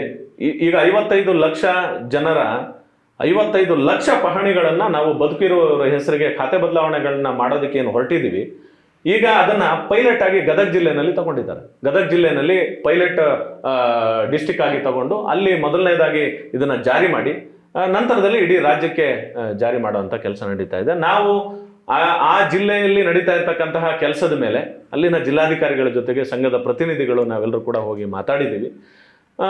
ಈಗ ಏನು ಜಾರಿ ಮಾಡ್ಲಿಕ್ಕೆ ಹೊರಟಿದ್ದಾರೆ ಅದಕ್ಕೆ ಒಂದು ಮಾರ್ಗಸೂಚಿ ಕೂಡ ಇಲ್ಲ. ಹಿಂದೆ 4-5 ವರ್ಷದ ಹಿಂದೆ ಪೌತಿ ಖಾತೆಗಳನ್ನ ಮಾಡಿ ಅಂತ ಕೇಳಿ ಸರ್ಕಾರ ಒಂದು ಮಾರ್ಗಸೂಚಿಯನ್ನು ಹೊರಡಿಸಿತ್ತು. ಅದರಲ್ಲೂ ಕೂಡ ದೋಷಗಳಿದೆ. ಸತ್ತವರ ಹೆಸರಿನಲ್ಲಿರ್ತಕ್ಕಂತಹ ದಾಖಲೆಗಳಿಗೆ ನೀವು ಸ್ಥಳೀಯ ವಿಚಾರಣೆ ಮಾಡಿ, ಸತ್ತ ವ್ಯಕ್ತಿ ಸತ್ತಿದ್ದಾನೆ ಅಂತ ಗೊತ್ತಾದ್ರೆ ನೀವು ಮಹಜರ್ ಮಾಡಿ, ಅದನ್ನೇ ಅವರ ಮರಣ ಪ್ರಮಾಣ ಪತ್ರ ಅಂತ ಕನ್ಸಿಡರ್ ಮಾಡಿ, ಸತ್ತ ವ್ಯಕ್ತಿಯ ವಾರಸುದಾರರ ಬಗ್ಗೆ ನೀವು ಸ್ಥಳೀಯವಾಗಿ ವಿಚಾರಣೆ ಮಾಡಿ, ಮಹಜರ್ಗಳು ಮಾಡಿ, ಅದನ್ನೇ ಪುನಃ ಅವರ ವಾರಸುದಾರರಿಗೆ ದಾಖಲೆ ಅಂತೇಳಿ ನೀವು ಕನ್ಸಿಡರ್ ಮಾಡಿ, ಬದುಕಿದ್ದವರ ಹೆಸರುಗಳಿಗೆ ನೀವು ಥ್ರೂ ಮೊಬೈಲ್ ಆ್ಯಪ್ ಅವ್ರ ಮನೆ ಬಾಗಿಲಿಗೆ ಹೋಗಬೇಕು, ಅವರು ಕಚೇರಿಗಳಿಗೆ ಎಲ್ಲೂ ಬರೋದಿಲ್ಲ, ಗ್ರಾಮಾಡಳಿತ ಅಧಿಕಾರಿಗಳು ಮನೆ ಬಾಗಿಲಿಗೆ ಹೋಗಿ ಅವರ ಈ ರೀತಿ ಮಾಹಿತಿಯನ್ನ ದಾಖಲೆ ಕೊಟ್ಟರೆ ದಾಖಲೆಗಳನ್ನ ಇಸ್ಕೋಬೇಕು, ಕೊಡ್ಲಿಲ್ಲ ಅಂತಂದ್ರೆ ಸ್ಥಳೀಯ ವಿಚಾರಣೆಯನ್ನ ಮಾಡಿ, ಸ್ಥಾನಿಕ ವಿಚಾರಣೆ ಮಾಡಿ ದಾಖಲಾತಿಗಳನ್ನ ನಾವು ಕ್ರಿಯೇಟ್ ಮಾಡ್ಕೋಬೇಕು. ಸತ್ತಿರೋದ್ರ ಬಗ್ಗೆ ಡೆತ್ ಸರ್ಟಿಫಿಕೇಟ್ಗೂ ಅದೇನೆ, ವಾರಸುದಾರರ ಬಗ್ಗೆನೂ ಕೂಡ ಅದೇನೆ. ಆ ರೀತಿ ದಾಖಲೆಗಳನ್ನ ನಾವು ಮಾಡಿಕೊಂಡು ಅವರು ಯಾರು ವಾರಸುದಾರರಿದ್ದಾರೆ ಅವರ ಬಗ್ಗೆ ನೀವೇ ವಿಚಾರಣೆ ಮಾಡಿ ಅವ್ರ ಹೆಸರುಗಳಿಗೆಲ್ಲ ನೀವು ಪಹಣಿಗಳನ್ನು ದಾಖಲು ಮಾಡಿ ಅವ್ರ ಹೆಸರಿಗೆ ಖಾತೆ ಬದಲಾವಣೆ ಮಾಡಿ ಅಂತ ಹೇಳ್ತಾ ಇದ್ದಾರೆ. ಇದರಲ್ಲಿ ಸಾವಿರಾರು ಪ್ರಕರಣಗಳು ಈ ಡಿಸ್ಪ್ಯೂಟ್ಸ್ ಇದೆ. ಈ ಒಂದು ಪ್ರಕ್ರಿಯೆಯಲ್ಲಿ ನಿಮ್ಗೆ ಇಷ್ಟೊಂದು ಸ್ಥಳ ಮಹಜರ್ ಮಾಡಬೇಕು, ಸತ್ತವರ ಹೆಸರಿನಿಂದ ವಾರಸುದಾರರಿಗೆ ಅದನ್ನು ವರ್ಗಾವಣೆ ಮಾಡಬೇಕು, ಇಷ್ಟೆಲ್ಲ ಕೆಲಸಗಳ ಒಂದು ಜವಾಬ್ದಾರಿ ನಿಮ್ಗೆ ಕೊಟ್ಟ ಮೇಲೆ ಈ ಒಂದು ಪ್ರಕ್ರಿಯೆ ಇರುತ್ತಲ್ಲ, ಅದರಲ್ಲಿ ನಿಮ್ಮ ಮೇಲೆ ದೌರ್ಜನ್ಯವಾಗುವಂತಹ ಏನಾದರೂ ಸನ್ನಿವೇಶಗಳು ಎದುರಾಗುವಂತಹ ಸಂದರ್ಭ ಬರ್ತಾ ಇದೆಯಾ? ಖಂಡಿತ ಬರುತ್ತೆ. ಸೊ ಅದನ್ನ ತಡೆಗಟ್ಟಬೇಕು ಅಂದ್ರೆ ಏನ್ ಮಾಡ್ಬೇಕಾಗುತ್ತೆ? ಖಂಡಿತ ಬರುತ್ತೆ. ದೌರ್ಜನ್ಯಗಳು ಆಗುತ್ತೆ, ಹಲ್ಲೆ ಕೂಡ ಆಗ್ಬೋದು. ಯಾಕಂದ್ರೆ ಭೂಮಿಯ ಮೇಲೆ ಪ್ರತಿ ವ್ಯಕ್ತಿಗೆ, ರೈತರಿಗೆ, ಸಾರ್ವಜನಿಕರಿಗೆ ವಿಶೇಷವಾದ ಭಾವನೆಗಳನ್ನ ಭೂಮಿಯ ಜೊತೆ ಅವ್ರು ಹೊಂದಿರ್ತಾರೆ. ಅದ್ರ ಒಳಗಡೆ ಒಂದು ತಲೆಮಾರಿನಲ್ಲಿ ಸತ್ತಂತಹ ವ್ಯಕ್ತಿಗಳಿರ್ಬೋದು 55 ಲಕ್ಷದಲ್ಲಿ, 2 ತಲೆಮಾರು, 3 ತಲೆಮಾರು, 4 ತಲೆಮಾರು, ಇಷ್ಟು 5 ತಲೆಮಾರುವರೆಗೂ ಕೂಡ ಸತ್ತ ವ್ಯಕ್ತಿ, 5 ತಲೆಮಾರಿನ ಹಿಂದೆ ಸತ್ತ ವ್ಯಕ್ತಿಯ ಹೆಸರಿನಲ್ಲಿ ಕೂಡ ಇವತ್ತು ರಾಜ್ಯಾದ್ಯಂತ ಪಹಣಿ ದಾಖಲೆಗಳು ಇವತ್ತಿಗೂ ಕೂಡ ಉಳಿದಿದೆ. ತುಂಬಾ ಕೇಸ್ಗಳಲ್ಲಿ ಅದು ಹಾಗೆ ಉಳಿಲಿಕ್ಕೆ ಕಾರಣ ಏನಂತಂದ್ರೆ ಆ ಸತ್ತ ವ್ಯಕ್ತಿಯ ನಂತರದಲ್ಲಿ ಅವರ ವಾರಸುದಾರರುಗಳಲ್ಲಿದ್ದಂತಹ ಭಿನ್ನಾಭಿಪ್ರಾಯಗಳು, ಆಸ್ತಿ ಸಂಬಂಧ ದಾಯಾದಿ ಕಲಹಗಳು, ಸತ್ತ ವ್ಯಕ್ತಿಗೆ ದ್ವಿಪತ್ನಿತ್ವ ಅಥವಾ ಬಹುಪತ್ನಿತ್ವ ಇರುವಂತಹ ಪ್ರಕರಣಗಳಿರ್ಬೋದು, ಕೋರ್ಟ್ ಕೇಸ್ಗಳಿರ್ಬೋದು, ಈ ರೀತಿ ಎಲ್ಲ ನೂರಾರು ರೀತಿಯ ಸಮಸ್ಯೆಗಳು ಇರುವಂತಹ ಸಂದರ್ಭದಲ್ಲಿ ಅವುಗಳೆಲ್ಲವೂ ಕೂಡ ಹಾಗೆ ಉಳಿದಿದ್ದಾವೆ. ಏಕಾಏಕಿ ಸ್ಪೆಷಲ್ ಡ್ರೈವ್ ಮಾದರಿನಲ್ಲಿ, ಒಂದು ವಿಶೇಷ ಅಭಿಯಾನದ ಮಾದರಿನಲ್ಲಿ, ತರಾತುರಿನಲ್ಲಿ ಈಗ ನಾವು ಮಾಡ್ಲಿಕ್ಕೆ ಹೊರಟಾಗ ಪ್ರತಿಯೊಬ್ಬರಿಗೂ ಕೂಡ ನೂರಾರು ಸಾವಿರಾರು ಪ್ರಕರಣಗಳಿದೆ. ಸರಿಸುಮಾರು 500-600ಕ್ಕಿಂತ ಕಡಿಮೆ ಪ್ರಕರಣಗಳಿರ್ತಕ್ಕಂತಹ ಯಾವುದೇ ಅಧಿಕಾರಿ ಇಲ್ಲ ನಮ್ಮಲ್ಲಿ. ಪ್ರತಿಯೊಬ್ಬರಿಗೂ ಕೂಡ ಅಷ್ಟು ಪ್ರಕರಣಗಳನ್ನು ಈಗ ಬದುಕಿರೋರ ಹೆಸರಿಗೆ ವರ್ಗಾವಣೆ ಮಾಡಿ ದಾಖಲು ಮಾಡುವಂತ ಜವಾಬ್ದಾರಿ ಇದೆ. ಇಷ್ಟೆಲ್ಲವನ್ನು ಕೂಡ ಒತ್ತಡದಲ್ಲಿ ಮಾಡುವಾಗ ಇದರಲ್ಲಿ ಯಾವುದಾದ್ರೂ ತಪ್ಪುಗಳಾದ್ರೆ ಅವ್ರ ಮೇಲೆ ಹಲ್ಲೆನೂ ಆಗ್ಬೋದು, ಅವ್ರ ಮೇಲೆ ಪೊಲೀಸ್ ಸ್ಟೇಷನ್ಗಳಲ್ಲಿ ಕೇಸ್ಗಳಾಗ್ಬೋದು, ಲೋಕಾಯುಕ್ತ ಮತ್ತು ಇತರೆ ಯಾವುದಾದ್ರೂ ತನಿಖಾ ಸಂಸ್ಥೆಗಳಲ್ಲಿ ದೂರು ದಾಖಲಾಗಿ ಅವ್ರ ಮೇಲೆ ಅಲ್ಲೂ FIR ಆಗ್ಬೋದು.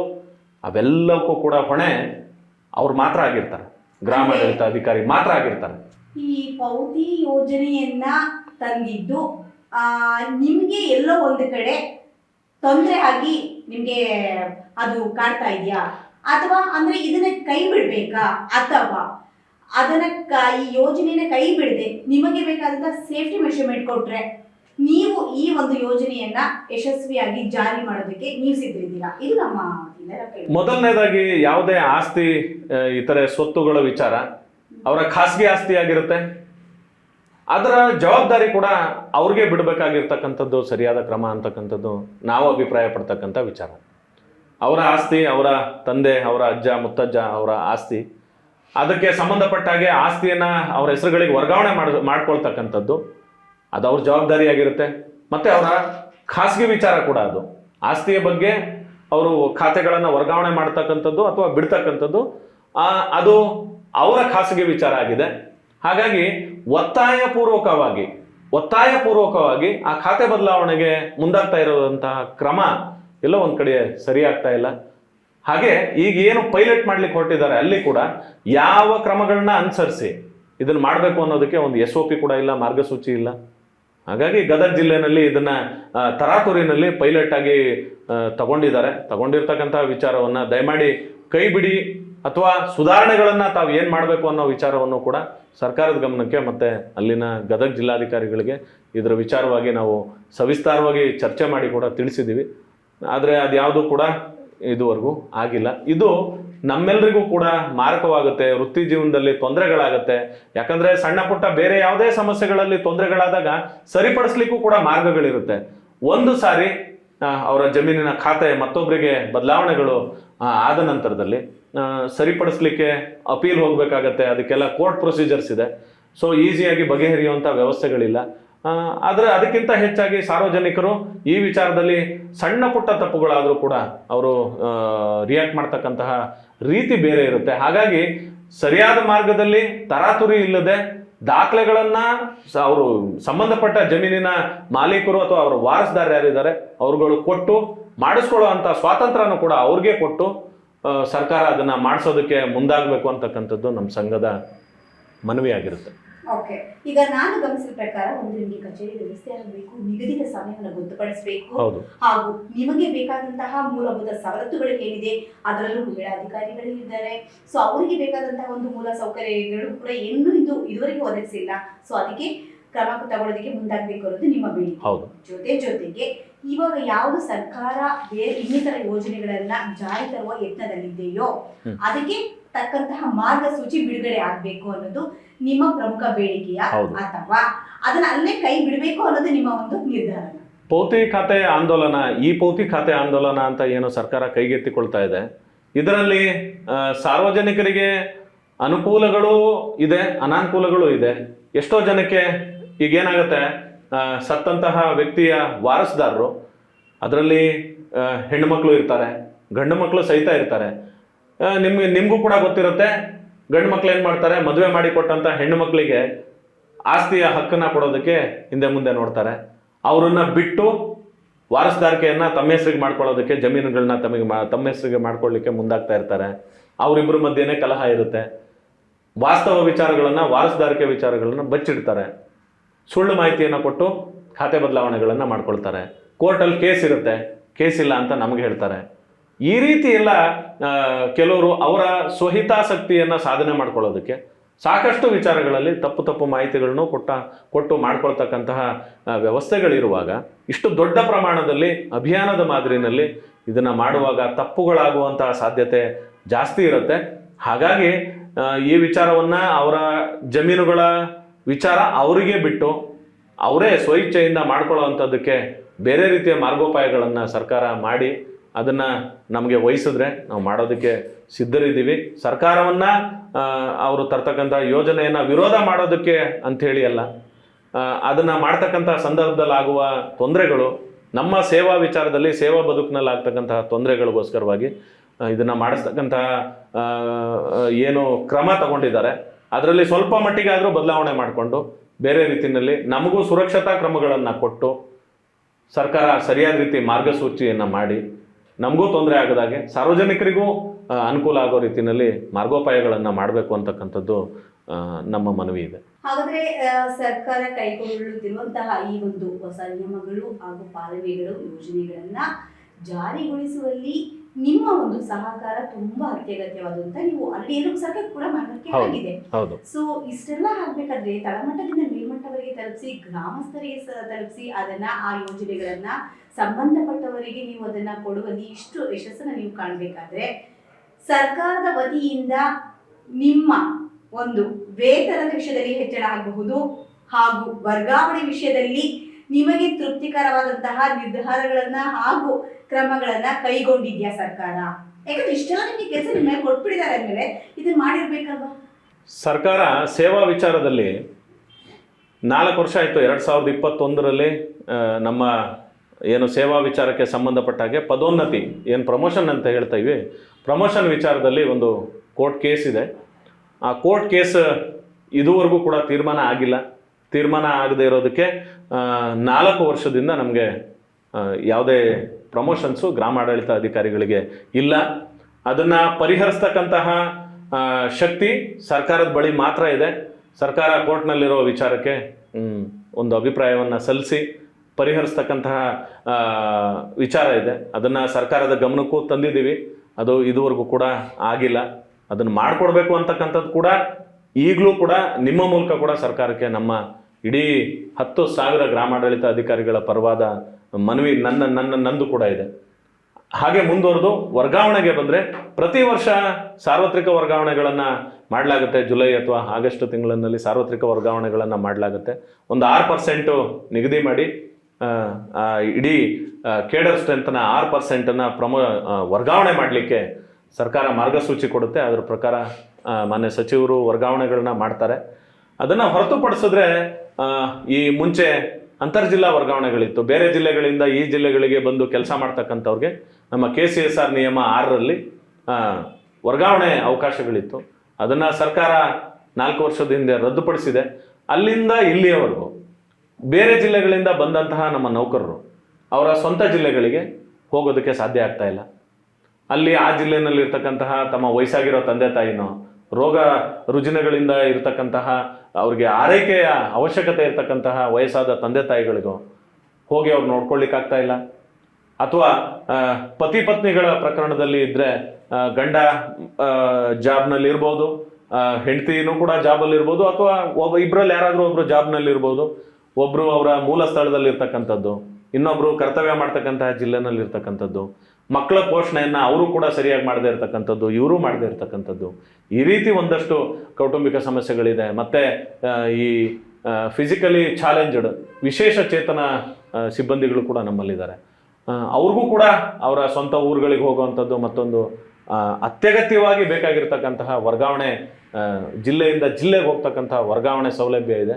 ಅದನ್ನು ಸರ್ಕಾರ ತೆಗೆದ ಮೇಲೆ ಅತ್ಯಂತ ದೊಡ್ಡ ಮಟ್ಟದಲ್ಲಿ ನಮ್ಮ ಇಲಾಖೆಯಲ್ಲಿ ಅದರಿಂದ ತೊಂದರೆಗೊಳಗಾಗಿದ್ದೀವಿ. ಆ ವರ್ಗಾವಣೆ ಸೌಲಭ್ಯವನ್ನು ಸರ್ಕಾರ ಮತ್ತೆ ಕೊಟ್ಟು ತಂದೆ ತಾಯಿಗಳನ್ನು ಆರೈಕೆ ಮಾಡೋದಕ್ಕೆ ಅವಕಾಶ ಮಾಡಿಕೊಡ್ಬೇಕು, ಕುಟುಂಬದ ಜೊತೆ ಇರಲಿಕ್ಕೆ ಅವಕಾಶ ಮಾಡಿಕೊಡ್ಬೇಕು, ಮಕ್ಕಳ ಪೋಷಣೆಗೆ ಅವಕಾಶ ಮಾಡಿಕೊಡ್ಬೇಕು. 10 ಹಲವು ಬಗೆಯ ಸಮಸ್ಯೆಗಳಿದೆ ವರ್ಗಾವಣೆ ವಿಚಾರದಲ್ಲಿ. ಅದನ್ನು ದಯಮಾಡಿ ಮಾಡಿಕೊಡ್ಬೇಕು. ಇಲ್ಲ ರೂಲ್ 6 ಏನು ಸರ್ಕಾರ ಈಗಾಗಲೇ ತೆಗೆದು ಹಾಕಿದೆ ಅದನ್ನು ಪುನಃ ಮರುಸ್ಥಾಪನೆ ಮಾಡಿ ನ್ಯಾಯ ಕೊಡುವಂಥ ಕೆಲಸ ಮಾಡಬೇಕು. ಇಲ್ಲ ಅಂದರೆ ಈ ಇಲಾಖೆ ಒಳಗಡೆ ವಿಶೇಷವಾಗಿ ಇರತಕ್ಕಂತಹ ಬೇರೆ ಬೇರೆ ಇಲಾಖೆಗಳಲ್ಲಿ, ಈಗಾಗಲೇ ಅರಣ್ಯ ಇಲಾಖೆ, ಖಜಾನೆ ಇಲಾಖೆ, ಶಿಕ್ಷಣ ಇಲಾಖೆ, ಈ ಎಲ್ಲ ಇಲಾಖೆಗಳಲ್ಲಿ ವರ್ಗಾವಣೆಗೆ ಮಾರ್ಗಸೂಚಿಯನ್ನು ಮಾಡಿದ್ದಾರೆ ಆ ಇಲಾಖೆಗೆ ಸಂಬಂಧಪಟ್ಟಾಗೆ. ಆ ರೀತಿ ಒಂದು ವರ್ಗಾವಣೆ ಮಾರ್ಗಸೂಚಿಗಳನ್ನು ಇಲಾಖೆಗೆ ಸಂಬಂಧಪಟ್ಟಂತೆ ಏನಾದರೂ ರಚಿಸ್ಕೊಡ್ಬೇಕು. ಆ ಮೂಲಕ ಅವ್ರ ಕಣ್ಣೀರಿಗೆ ಆಸರೆ ಆಗಬೇಕು ಸರ್ಕಾರ ಅಂತಕ್ಕಂಥದ್ದು ನನ್ನ ಮನವಿ ಇದೆ. ಓಕೆ, ಬೇರೆಯವರ ಕಣ್ಣೀರು ಒರೆಸುವಂತಹ ನಿಮ್ಮಂಥ ಅಧಿಕಾರಿಗಳ ನಿಮ್ಮ ಕಣ್ಣೀರನ್ನು ಒರೆಸುವಂತಹ ಯತ್ನ ಸರ್ಕಾರ ಹಾಗೂ ಸಂಬಂಧಪಟ್ಟ ಸಚಿವರು ಹಾಗೂ ಅಧಿಕಾರಿಗಳ ಕಡೆಯಿಂದ ಆಗಬೇಕು ಅಂತ ಹೇಳ್ತಾ ಇದ್ದೀರಾ. ಹೌದು, ಈಗ ಇದೆಲ್ಲ ನಿಮ್ಮ ಒಂದು ಫಂಕ್ಷನಾಲಿಟೀಸ್, ನಿಮ್ಮ ಅಡ್ಮಿನಿಸ್ಟ್ರೇಟಿವ್ ಇದಕ್ಕೆ ವರ್ಕ್ಗೆ ನಿಮಗೆ ಸಿಗಬೇಕಾದಂತಹ ಸಹಕಾರ ಹಾಗೂ ಪ್ರೋತ್ಸಾಹ ಸಂಬಂಧಪಟ್ಟಂತಹ AC ಹಾಗೂ DC ಅವರ ವತಿಯಿಂದ ಬರ್ತಾ ಇದೆಯಾ, ಅಥವಾ ನೀವು ಅದರಲ್ಲಿ ಎಲ್ಲೋ ಒಂದು ಕಡೆ ಕೊರಗು ನಿಮ್ಮನ್ನ ಕಾಡ್ತಾ ಇದೆಯಾ? ಸೌಲಭ್ಯಗಳು ಸರ್ಕಾರ ಕೊಡದೆ ಜಿಲ್ಲಾಧಿಕಾರಿಗಳ ಹಂತದಲ್ಲಿ, AC ಹಂತದಲ್ಲಿ, ತಹಸೀಲ್ದಾರ್ ಅವರ ಹಂತದಲ್ಲಿ ಸಿಗಲಿಕ್ಕೆ ಸಾಧ್ಯ ಇಲ್ಲ. ಯಾಕಂತಂದರೆ ಏನೇ ಕೊಡಬೇಕು ಅಂತಂದ್ರೂ ಅದರಲ್ಲಿ ಫೈನಾನ್ಷಿಯಲ್ ಬರ್ಡನ್ ಇರುತ್ತೆ. ಸರ್ಕಾರ ಹಣ ವ್ಯಯಿಸಿ ಕೊಡಬೇಕಾದಂತಹ ಸೌಲಭ್ಯಗಳಿರುತ್ತೆ. ಸೊ ಸರ್ಕಾರದ ಮಟ್ಟದಲ್ಲಿ ಅದಕ್ಕೆ ಅನುದಾನವನ್ನು ಮೀಸಲಿಡ್ತಕ್ಕಂಥದ್ದು, ತದನಂತರದಲ್ಲಿ ಅದನ್ನು ಜಿಲ್ಲಾವಾರು ಹಂಚ್ತಕ್ಕಂಥದ್ದು, ನಮ್ಮಲ್ಲಿ ಕೆಲಸ ಮಾಡ್ತಕ್ಕಂತಹ ನೌಕರರ ಸಂಖ್ಯೆಗೆ ಅನುಗುಣವಾಗಿ ಆ ಸವಲತ್ತುಗಳನ್ನು ತಲುಪಿಸ್ತಕ್ಕಂಥದ್ದು ಎಲ್ಲದೂ ಆಗಬೇಕು ಅಂತಂದರೆ ಸರ್ಕಾರದಿಂದನೇ ಆಗಬೇಕು. ಹಾಗಾಗಿ ಸರ್ಕಾರದ ಮಟ್ಟದಲ್ಲಿ ಈಗ ಕೂಡ ಮತ್ತೆ ಈ ವರ್ಷದ ಆಯವ್ಯಯ ಬರ್ತಾ ಇದೆ. ನಾನು ಈ ಮುಖಾಂತರ ಸರ್ಕಾರಕ್ಕೆ ಕೈ ಮುಗಿದು ಬೇಡ್ಕೊಳ್ತೀನಿ, ಈ ವರ್ಷನಾದರೂ, ಈ ವರ್ಷದ ಬಜೆಟ್ನಲ್ಲಾದರೂ ನಮ್ಮ ಕೂಗೇನಿದೆ, ನಮ್ಮ ಕೂಗಿಗೆ ಸಂಬಂಧಪಟ್ಟಂತೆ ನಮಗೆ ಮೂಲಭೂತ ಸೌಲಭ್ಯಗಳು ಏನು ಕೊಡಬೇಕು ಅದರ ವಿಚಾರವಾಗಿ ಸರ್ಕಾರ ಗಮನ ಹರಿಸಿ ಈ ಸಲನಾದರೂ ಅದಕ್ಕೆ ಬೇಕಾಗುವಂತಹ ಹಣಕಾಸಿನ ಸೌಲಭ್ಯವನ್ನು ಮೀಸಲಿರಿಸಿ ನಮಗೆ ಈ ಬರುವ ದಿನಗಳಲ್ಲಾದರೂ ಕೂಡ ಈ ಸೌಲಭ್ಯಗಳನ್ನೆಲ್ಲ ಕನಿಷ್ಠ ನಾವು ಕೂತ್ಕೊಂಡು ಕೆಲಸ ಮಾಡ್ಲಿಕ್ಕೆ ಒಂದು ಕಚೇರಿ, ಒಂದು ಅಲ್ಮೇರಾ, ಒಂದು ಟೇಬಲ್ಲು, ಇವ್ರು ಹೇಳ್ತಕ್ಕಂಥ ಮೊಬೈಲ್ ಆ್ಯಪ್ ಕೆಲಸ ಮಾಡ್ಲಿಕ್ಕೆ ಒಂದು ಮೊಬೈಲು, ಸರ್ಕಾರದ ವತಿಯಿಂದ ಒಂದು ಸಿಮ್ಮು, ಇಷ್ಟನ್ನಾದರೂ ಬೇಸಿಕ್ ಆಗಿ ಕೊಟ್ಟು ನಮ್ಮ ಸೇವಾ ವಿಚಾರದಲ್ಲಿ ಇರ್ತಕ್ಕಂಥ ಅಡೆತಡೆಗಳನ್ನ ನಿವಾರಿಸಿ ಒಂದು ಸರಿಯಾದ ರೀತಿಯಲ್ಲಿ ವರ್ಗಾವಣೆಗಳು ಸಿಗೋ ರೀತಿಯಲ್ಲಿ, ಅವಶ್ಯಕತೆ ಇರ್ತಕ್ಕಂಥವ್ರಿಗೆ ವರ್ಗಾವಣೆ ಸಿಗೋ ರೀತಿಯಲ್ಲಿ, ಆಮೇಲೆ ಯಾರು ಅರ್ಹರು ಇದ್ದಾರೋ 20-25 ವರ್ಷಗಳ ಕಾಲ ಒಂದೇ ಹುದ್ದೆನಲ್ಲಿ ಕೆಲಸ ಮಾಡಿದಂಥ ಸಿಬ್ಬಂದಿ ನಮ್ಮಲ್ಲಿದ್ದಾರೆ, ಅವ್ರಿಗೆ ಒಂದು ಪ್ರಮೋಷನ್ ಕೊಡೋ ಅಂಥದ್ದು, ಇಂಥದಕ್ಕೆಲ್ಲ ಅವಕಾಶ ಮಾಡಿಕೊಟ್ರೆ ನಾವು ಇವತ್ತು ಏನು ಕೆಲಸ ಮಾಡ್ತಾ ಇದ್ದೀವಿ ಇದರ ದುಪ್ಪಟ್ಟು ಕೆಲಸನ ಮಾಡಲಿಕ್ಕೆ ನಾವು ಸಿದ್ಧರಿದ್ದೀವಿ. ಸರ್ಕಾರದ ಯೋಜನೆಯನ್ನ ಯಶಸ್ವಿಗೊಳಿಸಕ್ಕೆ ಸಿದ್ಧರಿದ್ದೀವಿ. ಎಲ್ಲ ಬಗೆ ಯಾವ ಸರ್ಕಾರಗಳು ಬಂದು ಏನೇನು ಯೋಜನೆಗಳು ತರುತ್ತೋ ಎಲ್ಲವನ್ನು ಯಶಸ್ವಿ ಮಾಡಿ ಸರ್ಕಾರಕ್ಕೆ ಉತ್ತಮವಾದ ಹೆಸರನ್ನ ತರಲಿಕ್ಕೆ ನಾವು ಬೇಸ್ ರೂಟ್ನಲ್ಲಿ, ಗ್ರಾಸ್ ರೂಟ್ ಲೆವೆಲ್ನಲ್ಲಿ ಕೆಲಸ ಮಾಡಿ ನಾವು ಶ್ರಮಿಸ್ಲಿಕ್ಕೆ ನಾವು ಸಿದ್ಧರಿದ್ದೀವಿ. ಆದರೆ ತಾವು ಕೇಳಿದ ಹಾಗೆ ಎಲ್ಲರಿಂದ ಸಹಕಾರ ಇದೆಯಾ ಅಂತ, ಅಧಿಕಾರಿಗಳು ಬಹಳಷ್ಟು ಜನ ತುಂಬ ಒಳ್ಳೆ ಅಧಿಕಾರಿಗಳಿದ್ದಾರೆ. ಜಿಲ್ಲಾಧಿಕಾರಿಗಳ ಮಟ್ಟದಲ್ಲಿ, ಉಪವಿಭಾಗಾಧಿಕಾರಿಗಳ ಮಟ್ಟದಲ್ಲಿ, ತಹಸೀಲ್ದಾರ್ ಅವರ ಮಟ್ಟದಲ್ಲಿ ಎಲ್ಲರೂ ಕೂಡ ಅತ್ಯುತ್ತಮವಾದ ಅಧಿಕಾರಿಗಳು, ಒಳ್ಳೆಯ ಅಧಿಕಾರಿಗಳು ಕೂಡ ಇದ್ದಾರೆ. ಆದರೆ ಈ ಎಲ್ಲೋ ಕಪ್ಪು ಚುಕ್ಕೆ ಅನ್ನೋ ರೀತಿಯಲ್ಲಿ ಕೆಲವು ಕಡೆ ನೌಕರರನ್ನ ಅತ್ಯಂತ ನಿಕೃಷ್ಟವಾಗಿ ನಡೆಸ್ಕೊಳ್ಳುವಂತಹ ಪರಿಸ್ಥಿತಿಗಳು ಕೂಡ ಇದೆ. ಒಂದು ಉದಾಹರಣೆನ ನಾನು ಈ ಸಂದರ್ಭದಲ್ಲಿ ನಾನು ಹೇಳ್ಕೊಳ್ಳೇಬೇಕು. ಚಿಕ್ಕಮಗಳೂರು ಜಿಲ್ಲೆನಲ್ಲಿ ಒಂದು ಗೂಗಲ್ ಮೀಟ್ಗೆ ಅಟೆಂಡ್ ಆಗದೆ ಇರುವಂಥದ್ದು ಒಂದು ಕಾರಣ. ಅದಕ್ಕೆ ಕಾರಣ ಏನಂತಂದ್ರೆ, ಅಲ್ಲಿನ ಒಬ್ರು AC ಮೇಲೆ ವಕೀಲರದ್ದೇನೋ ಗಲಾಟೆ ಆಗುತ್ತೆ. ಅದ್ರ ವಿಚಾರವಾಗಿ ಗಮನ ಸೆಳೆಯೋದಕ್ಕೆ ಅಂತೇಳಿ ಇವರೆಲ್ಲರೂ ಕೂಡ ನಮ್ಮ ಗ್ರಾಮಾಡಳಿತ ಅಧಿಕಾರಿಗಳು, ಜಿಲ್ಲಾಧಿಕಾರಿಗಳ ಹತ್ರ ಹೋಗಿರ್ತಾರೆ ಆ ಗಮನ ಸೆಳೆಯೋದಕ್ಕೆ ಅಂತೇಳಿ. ಆ ಸಂದರ್ಭದಲ್ಲಿ ಯಾವುದೋ ಒಂದು ಗೂಗಲ್ ಮೀಟ್ ಕಾಲ್ ಮಾಡ್ತಾರೆ. ಆ ಗೂಗಲ್ ಮೀಟಲ್ಲಿ ಅಟೆಂಡ್ ಆಗಲಿಲ್ಲ ಅಂತಕ್ಕಂಥದ್ದನ್ನು ಒಂದು ಅಟೆಂಡೆನ್ಸ್ ಇಟ್ಕೊಂಡು 30 ಜನರಿಗೆ ಇಡೀ ಜಿಲ್ಲೆನಲ್ಲಿ ಆದೇಶ ಮಾಡಬೇಕಾದ್ರೆ ಅದಕ್ಕೆ ಯಾವುದೋ ವರ್ಕ್ ಪ್ರೋಗ್ರೆಸನ್ನು ಕಾರಣ ತೋರಿಸಿ 30 ಜನರ ಅವರ 1 ವರ್ಷದ ಇನ್ಕ್ರಿಮೆಂಟನ್ನು ಹೆಲ್ಡಪ್ ಮಾಡಿ ಆರ್ಡರ್ ಮಾಡ್ತಾರೆ. ಆರ್ಡರ್ ಮಾಡಿದ ನಂತರದಲ್ಲಿ ನಾವು ರಾಜ್ಯ ಸಂಘದಿಂದ ಮತ್ತು ಅಲ್ಲಿನ ಸ್ಥಳೀಯ ನಮ್ಮ ಜಿಲ್ಲಾ ಸಂಘದ ಪದಾಧಿಕಾರಿಗಳು ಎಲ್ಲರೂ ಕೂಡ ಹೋಗಿ, ಆಮೇಲೆ ಯಾರು ದಂಡನೆಗೆ ಒಳಗಾಗಿದ್ರು ನೌಕರರು ಅವರು ಹೋಗಿ ರಿಕ್ವೆಸ್ಟ್ ಮಾಡೋದಕ್ಕೆ ಅಂಥೇಳಿ ಪ್ರಯತ್ನ ಮಾಡಿದ್ರೆ ಅವ್ರಿಗೆ ರೆಸ್ಪಾನ್ಸ್ ಮಾಡೋದಿಲ್ಲ. ಸಂಘದಿಂದ ನಾವೆಲ್ಲರೂ ಕೂಡ ಹೋದಾಗಲೂ ಕೂಡ ನಮಗೆ ರೆಸ್ಪಾನ್ಸ್ ಮಾಡೋದಿಲ್ಲ. ತದನಂತರದಲ್ಲಿ ಇಡೀ ರಾಜ್ಯಾದ್ಯಂತ ಈ ರೀತಿ ಅವೈಜ್ಞಾನಿಕವಾಗಿ ಅವ್ರಿಗೆ ಒಂದು ನೋಟಿಸ್ ಕೂಡ ಕೊಡದೆ ಯಾವುದೇ ವಿಚಾರಣೆಗಳು ನಡೀದೆ, ಒಂದು ನ್ಯಾಚುರಲ್ ಜಸ್ಟಿಸ್ ಅಂತ ಏನು ಹೇಳ್ತೀವಿ, ಆ ನ್ಯಾಚುರಲ್ ಜಸ್ಟಿಸ್ ಅನ್ನೋ ಕಾನ್ಸೆಪ್ಟ್ನಲ್ಲಿ ಏನು ಕ್ರಮಗಳನ್ನ ಅನುಸರಿಸಬೇಕು ಅದು ಯಾವುದೇ ಕ್ರಮಗಳನ್ನ ಅನುಸರಿಸ್ದೆ ಅವ್ರಿಗೆ ದಂಡನೆ ಮಾಡಿರ್ತಕ್ಕಂಥ ವಿಚಾರ ವಾಪಸ್ ತಗೊಳ್ಳಿ ಅಂತ ನಾವು ಮನವಿ ಕೊಟ್ಟಾಗಲೂ ಈ ಕ್ಷಣದವರೆಗೂ ಆಗಿಲ್ಲ. ಬರೀ 4 ಜನರು ಮಾಡಿದ್ದಾರೆ. ಇನ್ನೂ 26 ಜನಕ್ಕೆ ಮಾಡಿರೋಂಥ ಪನಿಷ್ಮೆಂಟ್ ಈಗಲೂ ಕೂಡ ಹಾಗೇ ಇದೆ. ಈ ರೀತಿ ಕೆಲವು ಕಡೆಯಲ್ಲಿ ಆಗುತ್ತೆ. ಆಮೇಲೆ ಅಧಿಕಾರಿಗಳು ಅವರ ಹಂತದಲ್ಲೇ ಸರ್ಕಾರದ ನಿಯಮಗಳಲ್ಲಿ, ಸರ್ಕಾರದ ಸುತ್ತೋಲೆಗಳಲ್ಲಿ ಅವಕಾಶ ಇಲ್ಲದೆ ಇದ್ರೂ ಕೂಡ ಫೀಲ್ಡ್ ಲೆವೆಲ್ನಲ್ಲಿ ಕೆಲಸ ಮಾಡ್ತಕ್ಕಂತಹ ಸ್ಟಾಫನ್ನು ತೆಗೆದು ಆಫೀಸ್ಗೆ ಹಾಕ್ತಕ್ಕಂಥದ್ದು ಅದು ತಪ್ಪು. ಸರ್ಕಾರದಿಂದ ಮಾರ್ಗಸೂಚಿ ಇಲ್ಲ. ಅದಕ್ಕೆ ಯಾರಿಗೆ ಫೀಲ್ಡ್ ಸ್ಟಾಫ್ ಅಂತೇಳಿ ಆದೇಶ ಆಗಿದೆಯೋ ಅವರು ಫೀಲ್ಡ್ ವರ್ಕ್ ಮಾಡಬೇಕು, ಫೀಲ್ಡ್ ಸ್ಟಾಫಾಗೇ ಕೆಲಸ ಮಾಡಬೇಕು. ಕಚೇರಿಗಳಲ್ಲಿ ಅವರಿರುವಂಥ ಕಚೇರಿಗಳ ಕೆಲಸ ಸುಲಲಿತವಾಗಿ ಆಗಬೇಕು ಅನ್ನೋ ಉದ್ದೇಶಕ್ಕೆ ನಮ್ಮ ಸಿಬ್ಬಂದಿಗಳನ್ನು ಕಚೇರಿಗೆ ನಿಯೋಜನೆ ಮಾಡ್ತಕ್ಕಂಥದ್ದು, ಅಲ್ಲಿ ಅವರಿಂದ ಖಾಲಿ ಬೀಳ್ತಕ್ಕಂತಹ ಕೆಲಸನ ಇನ್ನೊಬ್ಬರಿಗೆ ಅಡಿಷ್ನಲ್ ಆಗಿ ಹಾಕ್ತಕ್ಕಂಥದ್ದು, ಇದು ಕೂಡ ಅತ್ಯಂತ ದೊಡ್ಡ ಮಟ್ಟದಲ್ಲಿದೆ. ಇಡೀ ರಾಜ್ಯದಲ್ಲಿ 2100 ಜನ ಸರಿಸುಮಾರು ಫೀಲ್ಡ್ ಸ್ಟಾಫ್ ಯಾರಿದ್ದಾರೆ ಅವರನ್ನ ಕಚೇರಿಗೆ ನಿಯೋಜನೆ ಮಾಡ್ಕೊಂಡಿದ್ದಾರೆ. ನಮ್ಮ ಸರ್ಕಾರದ ಈಗಿನ ಪ್ರಧಾನ ಕಾರ್ಯದರ್ಶಿಗಳು ಮತ್ತು ಮಾನ್ಯ ಮಂತ್ರಿಗಳು ಆ ವಿಚಾರವಾಗಿ ಸ್ಪಷ್ಟವಾದ ಡೈರೆಕ್ಷನ್ ಅನ್ನ ಎಲ್ರಿಗೂ ಕೂಡ ಇಶ್ಯೂ ಮಾಡಿದ್ರು ಕೂಡ ಈ ಕ್ಷಣದವರೆಗೂ ಸರಿಸುಮಾರು ಇನ್ನೂ 1,500 ಜನ ಅದನ್ನ ಕಚೇರಿಗಳಿಂದ ಫೀಲ್ಡ್ಗೆ ಬಿಡುಗಡೆ ಆಗದೆ ಅಲ್ಲೇ ಉಳ್ಕೊಂಡಿದ್ದಾರೆ. ಸರ್ಕಾರದ ಸುತ್ತೋಲೆಗೆ ವಿರುದ್ಧವಾಗಿ ನಡ್ಕೊಂಡಿದ್ದಾರೆ.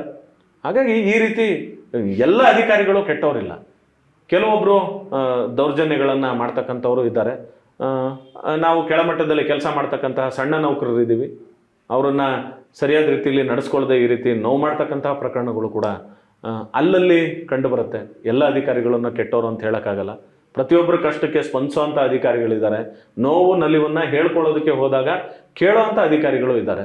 ಅಂತೂ ಅಂತಿಮವಾಗಿ ನೀವು ಈ ಮುಷ್ಕರವನ್ನು 2ನೇ ಬಾರಿ ಕೈಗೊಳ್ಳಬೇಕು ಅನ್ನೋ ಒಂದು ನಿರ್ಧಾರಕ್ಕೆ ಬಂದ್ಬಿಟ್ಟಿದ್ದೀರಾ. ಆದ್ರೆ ಈ ಮುಷ್ಕರದ ಬೇಡಿಕೆಯ ಸ್ವರೂಪ ಹೇಗಿರುತ್ತೆ ಅಂತ ಕೂಡ ತಿಳ್ಕೊಂಡ್ಬಿಡೋಣ. ಈ ಬಾರಿ 2ನೇ ಹಂತಕ್ಕೆ ಏನು ಮುಷ್ಕರಕ್ಕೆ ನಾವೆಲ್ಲರೂ ಹೋಗ್ತಾ ಇದ್ದೀವಿ. ಈ ಸಂದರ್ಭದಲ್ಲಿ ಮುಷ್ಕರವನ್ನು ನಾವೆಲ್ಲರೂ ಕೂಡ ಈಗ ಮೊದಲನೇ ಹಂತವಾಗಿ 1 ತಿಂಗಳ ದೀರ್ಘ ರಜೆಯನ್ನು ನಾವೆಲ್ಲರೂ ಕೂಡ ಹಾಕಿದ್ದೀವಿ. ಇಡೀ ರಾಜ್ಯಾದ್ಯಂತ ಏನು 9,500 ಗ್ರಾಮಾಡಳಿತ ಅಧಿಕಾರಿಗಳಿದ್ದಾರೆ, ಎಲ್ಲರೂ ಸಹಿತ ದೀರ್ಘ ರಜೆ, 1 ತಿಂಗಳ ದೀರ್ಘ ರಜೆಯನ್ನು ನಾವೆಲ್ಲರೂ ಕೂಡ ಸರ್ಕಾರಕ್ಕೆ ಸಲ್ಲಿಸ್ತಾ ಇದ್ದೀವಿ. ನಮ್ಮ ತಹಸೀಲ್ದಾರ್ಗಳ ಮುಖಾಂತರ 9,800 ಜನ ಸರಿಸುಮಾರು ದೀರ್ಘ ರಜೆ, 1 ತಿಂಗಳ ದೀರ್ಘ ರಜೆಯನ್ನು ನಾವೆಲ್ಲರೂ ಕೂಡ ಹಾಕ್ತಾ ಇದ್ದೀವಿ. ಇದು ಮುಷ್ಕರದ ಸ್ವರೂಪ. ಇದರಲ್ಲಿ ಈಗ ಸೋಮವಾರದಿಂದ ನಮ್ಮ ಮುಷ್ಕರ ಪ್ರಾರಂಭ ಆಗ್ತಾ ಇದೆ. ಸರ್ಕಾರದ ಗಮನವನ್ನು ಸೆಳೆಯಬೇಕು, ನಮ್ಮ ಸಮಸ್ಯೆಗಳಿಗೆ ಸರ್ಕಾರ ಸ್ಪಂದಿಸಬೇಕು. ಅಂತಕ್ಕಂಥ ಉದ್ದೇಶವನ್ನು ಇಟ್ಕೊಂಡು ಸರ್ಕಾರದ ಗಮನಕ್ಕೆ ಹೋಗಲಿ ಅನ್ನೋ ಉದ್ದೇಶಕ್ಕೆ ನಾವು ಏನು ಸಾರ್ವಜನಿಕರಿಗೆ ಸೇವೆಗಳನ್ನ ನೀಡ್ತಕ್ಕಂತಹ ಮೊಬೈಲ್ ಆ್ಯಪ್ಗಳಿದೆ, ಸರ್ಕಾರದ ಮೊಬೈಲ್ ಆ್ಯಪ್ಗಳು ಸರಿಸುಮಾರು 21 ಮೊಬೈಲ್ ಆ್ಯಪ್ಗಳಿದೆ. ಅಷ್ಟೂ ಮೊಬೈಲ್ ಆ್ಯಪ್ಗಳನ್ನು ಇಡೀ ರಾಜ್ಯಾದ್ಯಂತ ಏಕಕಾಲದಲ್ಲಿ ಅನ್ಇನ್ಸ್ಟಾಲ್ ಮಾಡ್ತಾಯಿದ್ದೀವಿ. ಅದರ ಮುಖಾಂತರ ನಮ್ಮ ಯಾವುದೇ ಗ್ರಾಮಾಡಳಿತಾಧಿಕಾರಿಗಳು ಇಡೀ ರಾಜ್ಯದಲ್ಲಿ ಕೆಲಸ ನಿರ್ವಹಿಸೋದಿಲ್ಲ. ನಾವು ಮೊಬೈಲ್ ಆ್ಯಪ್ ಮುಖೇನವಾಗಿ ಸಾರ್ವಜನಿಕರಿಗೆ ಕೊಡ್ತಕ್ಕಂತಹ ಯಾವುದೇ ಸೇವೆಗಳು ಅಥವಾ ಮೊಬೈಲ್ ಆ್ಯಪನ್ನು ಹೊರತುಪಡಿಸಿ ಆದರೂ ಕೂಡ ಸಾರ್ವಜನಿಕರಿಗೆ ಗ್ರಾಮಾಡಳಿತ ಅಧಿಕಾರಿಗಳು ಕೊಡ್ತಕ್ಕಂಥ ಯಾವುದೇ ಸೇವೆಗಳು ಸಾರ್ವಜನಿಕರಿಗೆ ನಮ್ಮಿಂದ ಇರೋದಿಲ್ಲ. ಇದರ ಮಾಹಿತಿಯನ್ನು ಕಳೆದ 1 ವಾರದಿಂದ ಸಾರ್ವಜನಿಕರಿಗೆ ಕೊಡುವಂಥ ಕೆಲಸವನ್ನು ನಾವುಗಳು ಕೂಡ ಮಾಡಿದ್ದೇವೆ. ಥ್ರೂ ಆಫೀಸರ್ಸ್ ವಾಟ್ಸಪ್ ಸ್ಟೇಟಸ್ ಇರ್ಬೋದು, ತಾಲೂಕು ಕಚೇರಿಗಳು, ನಾಡ ಕಚೇರಿಗಳಲ್ಲಿ ಸೋಮವಾರದಿಂದ ನಮ್ಮ ಬೇಡಿಕೆಗಳ ಕುರಿತು ಹೋಗ್ತಾ ಇರ್ತಕ್ಕಂತಹ ಮುಷ್ಕರದ ವಿಚಾರ ಇರ್ಬೋದು, ಇವೆಲ್ಲವೂ ಕೂಡ through banner, through mobile app status, WhatsApp status ಇದನ್ನೆಲ್ಲ ಪ್ರಚಾರ ಮಾಡುವಂಥ ಕೆಲಸ ಮಾಡಿದ್ದೀವಿ. ಸೋಮವಾರದಿಂದ ಸಾರ್ವಜನಿಕರಿಗೆ ನಮ್ಮ ಸೇವೆಗಳು ಇರೋದಿಲ್ಲ. ಅಂದ್ರೆ ಇದು ಇಂಥ ಒಂದು ಕಡಿಮೆ ಸುಳಿವು ಏನಾದರೂ ಸಿಕ್ಕಿದ್ರೂ ಕೂಡ ಇದಕ್ಕೆ ಸರಿಪಡಿಸುವಂತಹ ಯತ್ನ ಯಾರ ಕಡೆಯಿಂದ ಕೂಡ ಸಾಧ್ಯವಿಲ್ಲ. ಸರ್ಕಾರದ ಗಮನಕ್ಕೆ ಈಗಾಗಲೇ 8-10 ದಿನಗಳ ಹಿಂದೆ ಸುಳಿವು ಕೊಟ್ಟಿದ್ದೀರಾ? ಸರ್ಕಾರದ ಮಾನ್ಯ ಮುಖ್ಯಮಂತ್ರಿಗಳ ಕಚೇರಿ, ಉಪಮುಖ್ಯಮಂತ್ರಿಗಳ ಕಚೇರಿ, ಕಂದಾಯ ಸಚಿವರ ಕಚೇರಿ, ಹಾಗೆಯೇ ನಮ್ಮ ಸರ್ಕಾರದ ಪ್ರಧಾನ ಕಾರ್ಯದರ್ಶಿಗಳ ಕಚೇರಿ ಎಲ್ರಿಗೂ ಕೂಡ ನಮ್ಮ ಏನು ಬೇಡಿಕೆಗಳಿದೆ ಆ ಬೇಡಿಕೆಗಳ ಪಟ್ಟಿ ಮತ್ತು ಸೋಮವಾರದಿಂದ ನಾವು ಮುಷ್ಕರಕ್ಕೆ ಹೋಗ್ತಕ್ಕಂಥ ವಿಚಾರ ಎಲ್ಲವನ್ನೂ ಕೂಡ ಸರ್ಕಾರಕ್ಕೆ ಲಿಖಿತವಾಗಿ ತಂದಿದ್ದೀವಿ. ಇದುವರೆಗೂ ಸರ್ಕಾರದಿಂದ ಯಾವುದೇ ಮಾತುಕತೆಯನ್ನು ಮಾಡಿ ಇದನ್ನು ಬಗೆಹರಿಸುವ, ನಮ್ಮ ಬೇಡಿಕೆಗಳನ್ನು ಆಲಿಸುವ ಪ್ರಯತ್ನ ಇದುವರೆಗೂ ಕೂಡ ಆಗಿಲ್ಲ. ಸರ್ಕಾರ ಯಾವುದೇ ಸಂದರ್ಭದಲ್ಲಿ ನಮ್ಮ ಬೇಡಿಕೆ, ನಮ್ಮ ಮುಷ್ಕರದ ವಿಚಾರವಾಗಿ ಕರೆದು ಮಾತನಾಡಿದ್ರೆ ನಾವು ಹೋಗಿ ಮಾತನಾಡಿ ನಮ್ಮ ಸಮಸ್ಯೆಗಳನ್ನು ಅವ್ರ ಮುಂದೆ ನಿವೇದಿಸ್ಕೊಂಡು ಬಗೆಹರಿಸ್ಕೊಡಿ ಅಂತ ಕೇಳಿ ಸರ್ಕಾರವನ್ನು ಕೋರ್ಕೊಳ್ಳುವಂಥ ಕೆಲಸ ನಾವು ಖಂಡಿತ ಮಾಡ್ತೀವಿ. ಅಂತಿಮವಾಗಿ ಒಂದು ಪ್ರಶ್ನೆ ಕೇಳಬೇಕು. ಈಗ ನೀವು ಸರ್ಕಾರದಿಂದ ಒಂದು SOP, ನೀವು ಒಂದು ಡ್ರೈವ್, ಏನೋ ಒಂದು ಸ್ಪೆಷಲ್ ಪ್ರೋಗ್ರಾಮ್ದು ಒಂದು ಡ್ರೈವ್ ರೆಡಿ ಆಗಬೇಕು ಅಂತ ನೀವು ನಿರೀಕ್ಷೆ ಮಾಡ್ತಿರೋ ಹಾಗೆ ನಿಮ್ಮ ಮುಷ್ಕರದ ಒಂದು ಪ್ರೊಟೆಸ್ಟ್ನ ಡ್ರೈವ್ ನೀವೆಲ್ಲ ರೆಡಿ ಮಾಡಿ ಇಟ್ಕೊಂಡು ಆ ಹಂತದಲ್ಲಿ ಸಾಗುವಂತಹ ಕೆಲಸ ನೀವು ಮಾಡ್ತೀರಾ? ಹೇಗೆ, ಯಾವ ಹಂತದಲ್ಲಿ ನಿಮ್ಮ ಪ್ರೊಟೆಸ್ಟ್ ಡ್ರೈವ್ ಹೇಗಿದೆ? ಖಂಡಿತವಾಗ್ಲೂ ಮಾಡ್ತೀವಿ. ಇಡೀ ರಾಜ್ಯಾದ್ಯಂತ ಏಕಾಏಕಿ ನೀವು 1.5 ತಿಂಗಳ ಕಾಲ ನಿರ್ಧಾರ ಕೈಗೊಳ್ಳುವ ನಿರ್ಧಾರ ಮಾಡ್ತಿರೋ ಅಥವಾ ಹಂತವಾಗಿ ನೀವು ಗಮನ ಸೆಳೆಯುವಂತಹ ಹಾಗೂ ಸರ್ಕಾರದ ಇದಕ್ಕೆ ಬಿಸಿ ಮುಟ್ಟುವಂತಹ ಪ್ರಯತ್ನ ಮಾಡ್ತೀರಾ? ಇಲ್ಲ, ಈಗ ರಜೆ 1 ತಿಂಗಳು ಕೊಟ್ಟಿರ್ತಕ್ಕಂಥದ್ದು ನಾವು ಮನೆಯಲ್ಲಿರ್ತೀವಿ ಅಂತಲ್ಲ, ಕರ್ತವ್ಯಕ್ಕೆ ಗೈರು ಹಾಜರಾಗ್ತೀವಿ ಅಂತ. ಕರ್ತವ್ಯಕ್ಕೆ ಗೈರು ಹಾಜರಿ ಆಗ್ತಾ ಇದ್ದೀವಿ. ಒಂದು ಹಂತದಲ್ಲಿ ತಾಲೂಕು ಕಚೇರಿಗಳ ಮುಂದೆ, ಪುನಃ ತಾಲೂಕು ಕಚೇರಿಗಳ ಮುಂದೆ, ಜಿಲ್ಲಾಧಿಕಾರಿಗಳ ಕಚೇರಿಗಳ ಮುಂದೆ, ಅಗತ್ಯವಿದ್ದರೆ ಬೆಂಗಳೂರಿನಲ್ಲಿ ಮುಷ್ಕರವನ್ನು ಮಾಡುವಂಥದ್ದನ್ನು ನಾವು ನಮ್ಮ ಕಾರ್ಯಕಾರಿ ಸಮಿತಿ ಇದೆ, ರಾಜ್ಯ ಸಂಘದ ಪದಾಧಿಕಾರಿಗಳಿದ್ದಾರೆ, ನಮ್ಮ 31 ಜಿಲ್ಲೆಗಳಲ್ಲಿ ಸಮರ್ಥವಾಗಿರ್ತಕ್ಕಂತಹ ನಮ್ಮೆಲ್ಲ ಜಿಲ್ಲಾಧ್ಯಕ್ಷಗಳಿದ್ದಾರೆ. ಇಡೀ ಜಿಲ್ಲೆಯ ಜವಾಬ್ದಾರಿಯನ್ನು ನಿಂತು ಅವರೆಲ್ಲರೂ ಕೂಡ ನಿಭಾಯಿಸ್ತಾ ಇದ್ದಾರೆ. ಅವರುಗಳ ಜೊತೆ ಚರ್ಚೆ ಮಾಡ್ತೀವಿ. ನಮ್ಮ ಈ 1 ತಿಂಗಳ ಅವಧಿಯ ಮುಷ್ಕರದ ರೂಪುರೇಷೆಗಳು ಹೇಗಿರಬೇಕು ಅನ್ನೋದನ್ನು ನಾವು ಕಾಲಕಾಲಕ್ಕೆ ಸಭೆಗಳನ್ನ ಮಾಡಿ ತೀರ್ಮಾನ ಮಾಡ್ತಾ ಇದ್ದೀವಿ. ಸರ್ಕಾರದ ಗಮನ ಸೆಳೀಲಿಕ್ಕೆ ಏನೆಲ್ಲ ಕ್ರಮಗಳು ನಾವು ಸಂಘದಿಂದ ತೆಗೆದುಕೊಳ್ಬೇಕು ಆ ರೀತಿಯ ಕ್ರಮಗಳನ್ನು ನಾವು ಕಾಲಕಾಲಕ್ಕೆ ಪ್ಲಾನ್ ಮಾಡ್ತೀವಿ, ಅದನ್ನು ಎಕ್ಸಿಕ್ಯೂಟ್ ಕೂಡ ಮಾಡ್ತೀವಿ. ಸರ್ಕಾರ ನಮ್ಮ ಮುಷ್ಕರದ ವಿಚಾರವಾಗಿ ಸಮಸ್ಯೆಗಳನ್ನು ಬಗೆಹರಿಸಲಿಕ್ಕೆ ಮುಂದಾಗಬೇಕು, ಬೇಡಿಕೆಗಳನ್ನು ಈಡೇರಿಸೋದಕ್ಕೆ ಮುಂದಾಗಬೇಕು. ನಮಗೂ ಕೂಡ ಮುಷ್ಕರವನ್ನು ಮಾಡ್ತಕ್ಕಂಥದ್ದು ಅನಿವಾರ್ಯ ಅಂತ ನಾನು ತಮಗೆ ಆವಾಗಲೇ ಹೇಳಿದೆ. ಅನಿವಾರ್ಯ ಆಗಿದೆ. ಯಾಕಂದರೆ ನಮ್ಮ ಸಾರ್ವಜನಿಕರ ಸೇವೆಗಳನ್ನು, ಗುಣಮಟ್ಟದ ಸೇವೆಗಳನ್ನು ನಾವು ನೀಡಬೇಕು ಅಂತಕ್ಕಂತಹ ಇಚ್ಛೆ ನಮಗೂ ಇದೆ. ಸರ್ಕಾರದ ಇಚ್ಛೆ ಹೇಗಿದೆಯೋ ನಮ್ಮ ಇಚ್ಛೆ ಕೂಡ ಹಾಗೇ ಇದೆ. ಆ ಸಾರ್ವಜನಿಕರಿಗೆ ಗುಣಮಟ್ಟದ ಸೇವೆಗಳನ್ನು ಕೊಡುವಂತಹ ಸಂದರ್ಭದಲ್ಲಿ ನಮ್ಮ ಪರಿಸ್ಥಿತಿ ಈ ರೀತಿ ಇದೆ. ಕೂತ್ಕೊಳ್ಳೋಕ್ಕೆ ಕಚೇರಿಗಳಿಲ್ಲ, ಕೆಲಸ ಮಾಡಲಿಕ್ಕೆ ಸರ್ಕಾರದಿಂದ ಬೇಸಿಕ್ ಮಿನಿಮಮ್ ಫೆಸಿಲಿಟೀಸ್ ಕೂಡ ಇಲ್ಲ. ನಮ್ಮದೇ ಸ್ವಂತ ಖರ್ಚಿನಲ್ಲಿ, ನಮ್ಮದೇ ಸ್ವಂತ ಹಣದಲ್ಲಿ ನಾವು ಸರ್ಕಾರದಿಂದ ಪಡೆಯೋ ವೇತನವನ್ನು ಖರ್ಚು ಮಾಡಿ ಸಾರ್ವಜನಿಕರಿಗೆ ಇವತ್ತು ನಾವು ಸೇವೆ ಕೊಡ್ತಾ ಇದ್ದೀವಿ. ಇಡೀ ರಾಜ್ಯದಲ್ಲಿ ಇರುವಂಥ ಅಷ್ಟು ಇಲಾಖೆಗಳಲ್ಲಿ ಈ ರೀತಿಯ ಪರಿಸ್ಥಿತಿ, ನಮ್ಮದೇ ಸ್ವಂತ ಖರ್ಚಿನಲ್ಲಿ ಸಾರ್ವಜನಿಕರಿಗೆ ಸೇವೆ ಕೊಡೋದಕ್ಕೆ ಯಾರಾದರೂ ವ್ಯಯ ಮಾಡ್ತಾ ಇದ್ರೆ ಅದು ನಾವು ಮಾತ್ರ. ಗ್ರಾಮಾಡಳಿತ ಅಧಿಕಾರಿಗಳು ಮಾತ್ರನೇ ತನ್ನ ಸ್ವಂತ ಖರ್ಚನ್ನು, ತನ್ನ ವೇತನದ ದುಡ್ಡನ್ನು ಖರ್ಚು ಮಾಡಿ ಸಾರ್ವಜನಿಕರಿಗೆ ಸೇವೆ ಕೊಡ್ತಾ ಇರ್ತಕ್ಕಂಥದ್ದು. ಹಾಗಾಗಿ ಅಂತಿಮವಾಗಿ ಏನು ಭೌತಿಕತಾ ಆಂದೋಲನ ಮಾಡಲಿಕ್ಕೆ ಸರ್ಕಾರ ಹೊರಟಿದೆ, ಅದರ ರೂಪುರೇಷೆಯನ್ನು ದಯಮಾಡಿ ಬದಲಾವಣೆ ಮಾಡಿ ಜಾರಿ ಮಾಡ್ತಕ್ಕಂಥದ್ದು ಅಥವಾ ಅದನ್ನು ಮಾಲೀಕರಿಗೆ, ಅವರ ವಾರಸುದಾರರಿಗೆ ಅಂತಿಮವಾಗಿ ಅವರಿಚ್ಛೆಗೆ ಬಿಡ್ತಕ್ಕಂಥದ್ದು ಸೂಕ್ತ ಆಗಿರುತ್ತೆ. ದಯಮಾಡಿ ಸರ್ಕಾರ ಆ ನಿಟ್ಟಿನಲ್ಲಿ ಒಂದು ಒಳ್ಳೆಯ ನಿರ್ಧಾರಕ್ಕೆ ಬರಬೇಕು. ಚಿಕ್ಕಮಗಳೂರು ಜಿಲ್ಲೆಯಲ್ಲಿ ನಮ್ಮ 26 ಗ್ರಾಮಾಡಳಿತ ಅಧಿಕಾರಿಗಳಿಗೆ ಶಿಕ್ಷೆ ವಾಪಸ್ ಪಡೆಯುವಂಥ ಪ್ರಕರಣ ಏನಿದೆ ಅದನ್ನು ಕೂಡಲೇ ವಾಪಸ್ ಪಡಿಬೇಕು. ಗ್ರಾಮಾಡಳಿತ ಅಧಿಕಾರಿಗಳಿಗೆ ವರ್ಗಾವಣೆದು ಏನು ವಂಚಿತರಾಗಿದ್ದಾರೆ, ವರ್ಗಾವಣೆಯಲ್ಲಿ ನಾನು ಇನ್ನೂ ಒಂದು ವಿಚಾರ ಹೇಳಬೇಕು. ಸಾಕಷ್ಟು ಜನ, ಸರಿಸುಮಾರು 1,000ದಷ್ಟು ಜನ 15ರಿಂದ 20 ವರ್ಷ ಭಾರತೀಯ ಸೇನೆಯಲ್ಲಿ ಕೆಲಸ ಮಾಡಿ ಬಂದು ಸೈನಿಕರ ಕೋಟಾದಡಿನಲ್ಲಿ ನೇಮಕಾತಿಯಾಗಿರ್ತಕ್ಕಂಥ ಗ್ರಾಮಾಡಳಿತ ಅಧಿಕಾರಿಗಳಿದ್ದಾರೆ, ಮಾಜಿ ಸೈನಿಕರು ನಮ್ಮಲ್ಲಿ. ಅವ್ರ ಇಡೀ ಸೇವಾವಧಿನಲ್ಲಿ 20 ವರ್ಷ ಆಗ್ಲೂ ಕೂಡ ಅವ್ರ ಜೊತೆ, ಅವ್ರ ಕುಟುಂಬದ ಜೊತೆ ಇಲ್ಲ. ಈಗ ಬಂದು ನೇಮಕಾತಿ ಆಗಿದ್ದಾರೆ, ಯಾವ್ದೋ ಜಿಲ್ಲೆನಲ್ಲಿ ಅವರಿದ್ದಾರೆ, ಅವ್ರ ತಂದೆ ತಾಯಿ ಇನ್ಯಾವುದೋ ಜಿಲ್ಲೆನಲ್ಲಿದ್ದಾರೆ, ಹೆಂಡತಿ ಯಾವ್ದೋ ಜಿಲ್ಲೆನಲ್ಲಿ, ಅಲ್ಲಿ ಮಕ್ಕಳು ಬೇರೆ ಕಡೆ ಇದ್ದಾರೆ. ಅವರ ಸೇವಾ ಅವಧಿ ಏನು 20 ವರ್ಷ ಸೇನೆಯಲ್ಲಿ ಕಳೆದಿದ್ದಾರೆ, ಆವಾಗ ಕುಟುಂಬದಿಂದ ದೂರ, ಮಕ್ಕಳಿಂದ ದೂರ, ಹೆಂಡತಿಯಿಂದ ದೂರ. ಈಗ ಇಲ್ಲಿ ಬಂದು ಆ ಕೋಟಾದ ಮೇಲೆ ಒಂದು ನೌಕರಿ ತಗೊಂಡಿದ್ದಾರೆ, ಈಗಲೂ ಕೂಡ ಅವ್ರ ಕುಟುಂಬದ ಜೊತೆ ಇರಕ್ಕಾಗ್ತಾ ಇಲ್ಲ, ಈಗಲೂ ಅವ್ರ ಕುಟುಂಬದಿಂದ ದೂರ ಇದ್ದಾರೆ. ಅವ್ರಿಗೋಸ್ಕರನಾದ್ರೂ ಕೂಡ ಸರ್ಕಾರ ಅವ್ರಿಗೋಸ್ಕರ ಅವರನ್ನ ಮನದ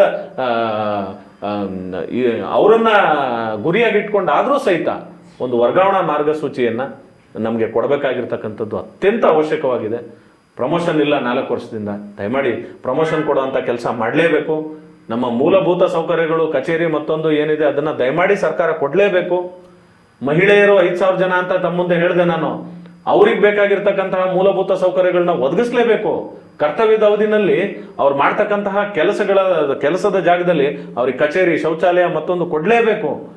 ಎಲ್ಲೋ ಒಂದು ಕಡೆ ನಾವು ಮಾಡ್ತಿರ್ತಕ್ಕಂತಹ ಕೆಲಸದಲ್ಲಿ ಮಾನವ ಹಕ್ಕುಗಳ ಉಲ್ಲಂಘನೆ ಆಗ್ತಾ ಇದೆಯೇನೋ ಅನ್ನಿಸ್ತಾ ಇದೆ ನಮಗೆ.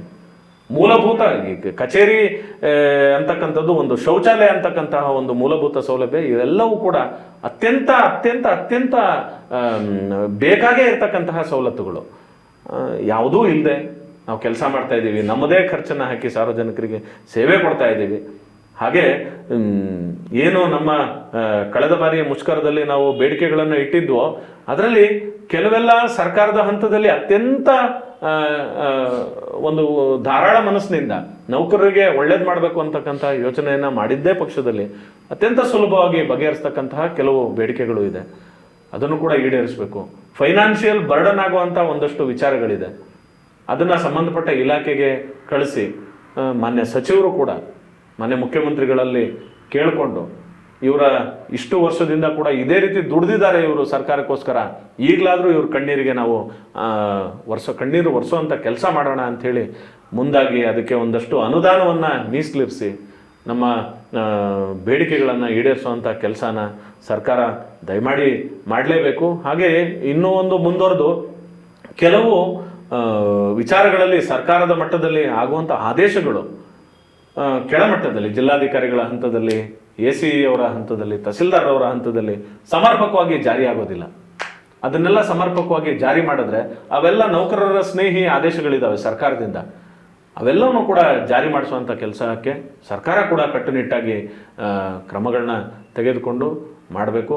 ಗ್ರಾಮಾಡಳಿತ ಅಧಿಕಾರಿಗಳು ನಾನು ಹೇಳಿದಾಗೆ ಜನನ ಮರಣದಿಂದ ಹಿಡಿದು, ಪ್ರಕೃತಿ ವಿಕೋಪಗಳಿಂದ ಹಿಡಿದು, ಚುನಾವಣೆಗಳಿಂದ ಹಿಡಿದು, ಶಿಷ್ಟಾಚಾರದಿಂದ ಹಿಡಿದು ಎಲ್ಲ ಬಗೆಯ ಕೆಲಸಗಳನ್ನು ಮಾಡ್ತಕ್ಕಂತಹ ಸಂದರ್ಭದಲ್ಲಿ ನಮ್ಮ ಪರಿಸ್ಥಿತಿಗಳು ಇಷ್ಟು ನಿಕೃಷ್ಟವಾಗಿದೆ. ಇದರಿಂದ ಆಚೆ ತರುವಂಥ ಕೆಲಸನ ದಯಮಾಡಿ ಸರ್ಕಾರ ಮಾಡಬೇಕು. ಈಗಿನ ಮಾನ್ಯ ಸಚಿವರು ಸಾರ್ವಜನಿಕರಿಗೆ ಸೇವೆಗಳನ್ನು ತ್ವರಿತವಾಗಿ, ಪಾರದರ್ಶಕವಾಗಿ ನೀಡೋ ನಿಟ್ಟಲ್ಲಿ ತೆಗೆದುಕೊಂಡಿರ್ತಕ್ಕಂಥ ಎಲ್ಲ ಕ್ರಮಗಳು ಅತ್ಯಂತ ಚೆನ್ನಾಗಿದೆ. ಆದರೆ ಅಟ್ ದಿ ಸೇಮ್ ಟೈಮ್ ನಮ್ಮ ಪರಿಸ್ಥಿತಿಯನ್ನು ಕೂಡ ಸುಧಾರಣೆ ಮಾಡಲಿ ಅವರು ಅಂತಕ್ಕಂಥದ್ದು ನಿಮ್ಮ ಮೂಲಕ ಅವರಲ್ಲಿ ರಾಜ್ಯದ 9,500 ಗ್ರಾಮಾಡಳಿತ ಅಧಿಕಾರಿಗಳ ಪರವಾಗಿ ನನ್ನದೊಂದು ಮನವಿ ಇದೆ. ಮಾನ್ಯ ಸಚಿವರು ದಯಮಾಡಿ ಅದನ್ನು ಬಗೆಹರಿಸ್ಕೊಡ್ಬೇಕು. ಖಂಡಿತ. ಅಂತ ಅಂದರೆ ಇಷ್ಟು ವರ್ಷಗಳ ಕಾಲ ನಿಮ್ಮ ಸಹಿಸ್ಕೊಳ್ಳಿದಂತಹ ನಿಮ್ಮ ಆ ಸಹನೆಯ ಒಂದು ಕಟ್ಟೆ ಹೊಡೆದೋಗ್ಬಿಟ್ಟಿದೆ. ಸೊ ಹಾಗಾಗಿ ಈ ಬರೋಬ್ಬರಿ ಅರ್ಧ ಶತಮಾನಗಳಲ್ಲಿ ಏನು ನೆನೆಗುದಿಗೆ ಬಿದ್ದಿತ್ತೋ ಇಂಥ ಒಂದು ಯೋಜನೆಗಳು ನಿಮಗೆ ಬೇಕಾದಂತಹ ಒಂದು ಸವಲತ್ತುಗಳು ಸೌಕರ್ಯಗಳನ್ನು ಒದಗಿಸುವುದರಲ್ಲಿ ಯಾರು ವಿಫಲರಾಗಿದ್ರು ಅವೆಲ್ಲವೂ ಮತ್ತೆ ಯಶಸ್ವಿಯಾಗಿ ಜಾರಿಗೊಳ್ಬೇಕು, ಸರ್ಕಾರ ನಿಮ್ಮ ಕಡೆ ಗಮನ ಹರಿಸಬೇಕು ಅನ್ನೋದು ಇತ್ತೀಚೆಗೆ ನೀವು ಈಗ ಪ್ರತಿಯೊಬ್ಬರ ಧ್ವನಿ ಎತ್ತೋದಕ್ಕೆ ಶುರು ಮಾಡಿದ್ದೀರಾ. ನಿಮ್ಮ ಧ್ವನಿಗೆ ನಾವು ಕೂಡ ನಮ್ಮ ಪ್ರಜಾಧ್ವನಿಯ ಒಂದು ವೇದಿಕೆ ನಾವು ನಿಮಗೆ ಕಳಿಸ್ಕೊಡ್ತೀವಿ. ಈ ಮುಖೇನ ನಿಮ್ಮ ಮುಷ್ಕರ ಆದಷ್ಟು ಬೇಗ ಜನರ ಒಂದು ಗಮನ, ಸರ್ಕಾರದ ಗಮನ ಸೆಳೆದು ಅದನ್ನು ಯಶಸ್ವಿಯಾಗಿ ಜಾರಿಗೊಳಿಸೋದಕ್ಕೆ ಅವರ ಒಂದು ಪ್ರಯತ್ನವೂ ಕೂಡ ಸಾಧ್ಯ ಅಂತ ನಾವು ನಿಮ್ಮೆಲ್ಲರಿಗೂ ಕೂಡ ನಿಮ್ಮ ಮುಷ್ಕರವನ್ನು ಆದಷ್ಟು ಬೇಗ ಕೈ ಬಿಟ್ಟರೆ ಒಳ್ಳೆಯದು. ಸಾರ್ವಜನಿಕರಿಗೆ, ಗ್ರಾಮಸ್ಥರಿಗೆ ಎಲ್ಲರಿಗೂ ಕೂಡ ಅನುಕೂಲ. ಸೊ ನಿಮ್ಮ ಒಂದು ಕಾರ್ಯ ಇದು ಅವ್ರಿಗೆ ಎಷ್ಟು ಅವಶ್ಯಕತೆ ಇರುತ್ತೆ ನಿಮ್ಮ ಒಂದು ಸೇವೆ ಅನ್ನೋದು ಸರ್ಕಾರಕ್ಕೂ ಕೂಡ ಮನದಟ್ಟಾಗಿದೆ. ಸೊ ಈ ಮುಖೇನ ನಿಮ್ಮ ಮುಷ್ಕರ ಆದಷ್ಟು ಬೇಗ ಸಫಲಗೊಳ್ಳಬೇಕು, ಸರ್ಕಾರದ ಗಮನ ನಿಮ್ಮ ಕಡೆ ಬರಬೇಕು ಅಂತ ನಾವು ಕೂಡ ಕೇಳ್ಕೊಳ್ತಾ, ಸೊ ನಿಮ್ಮೆಲ್ಲ ಸಮಸ್ಯೆಗಳನ್ನು ನಮ್ಮೊಂದಿಗೆ ನೀವು ಹಂಚ್ಕೊಂಡಿರ್ತೇನೆ. ಧನ್ಯವಾದಗಳು.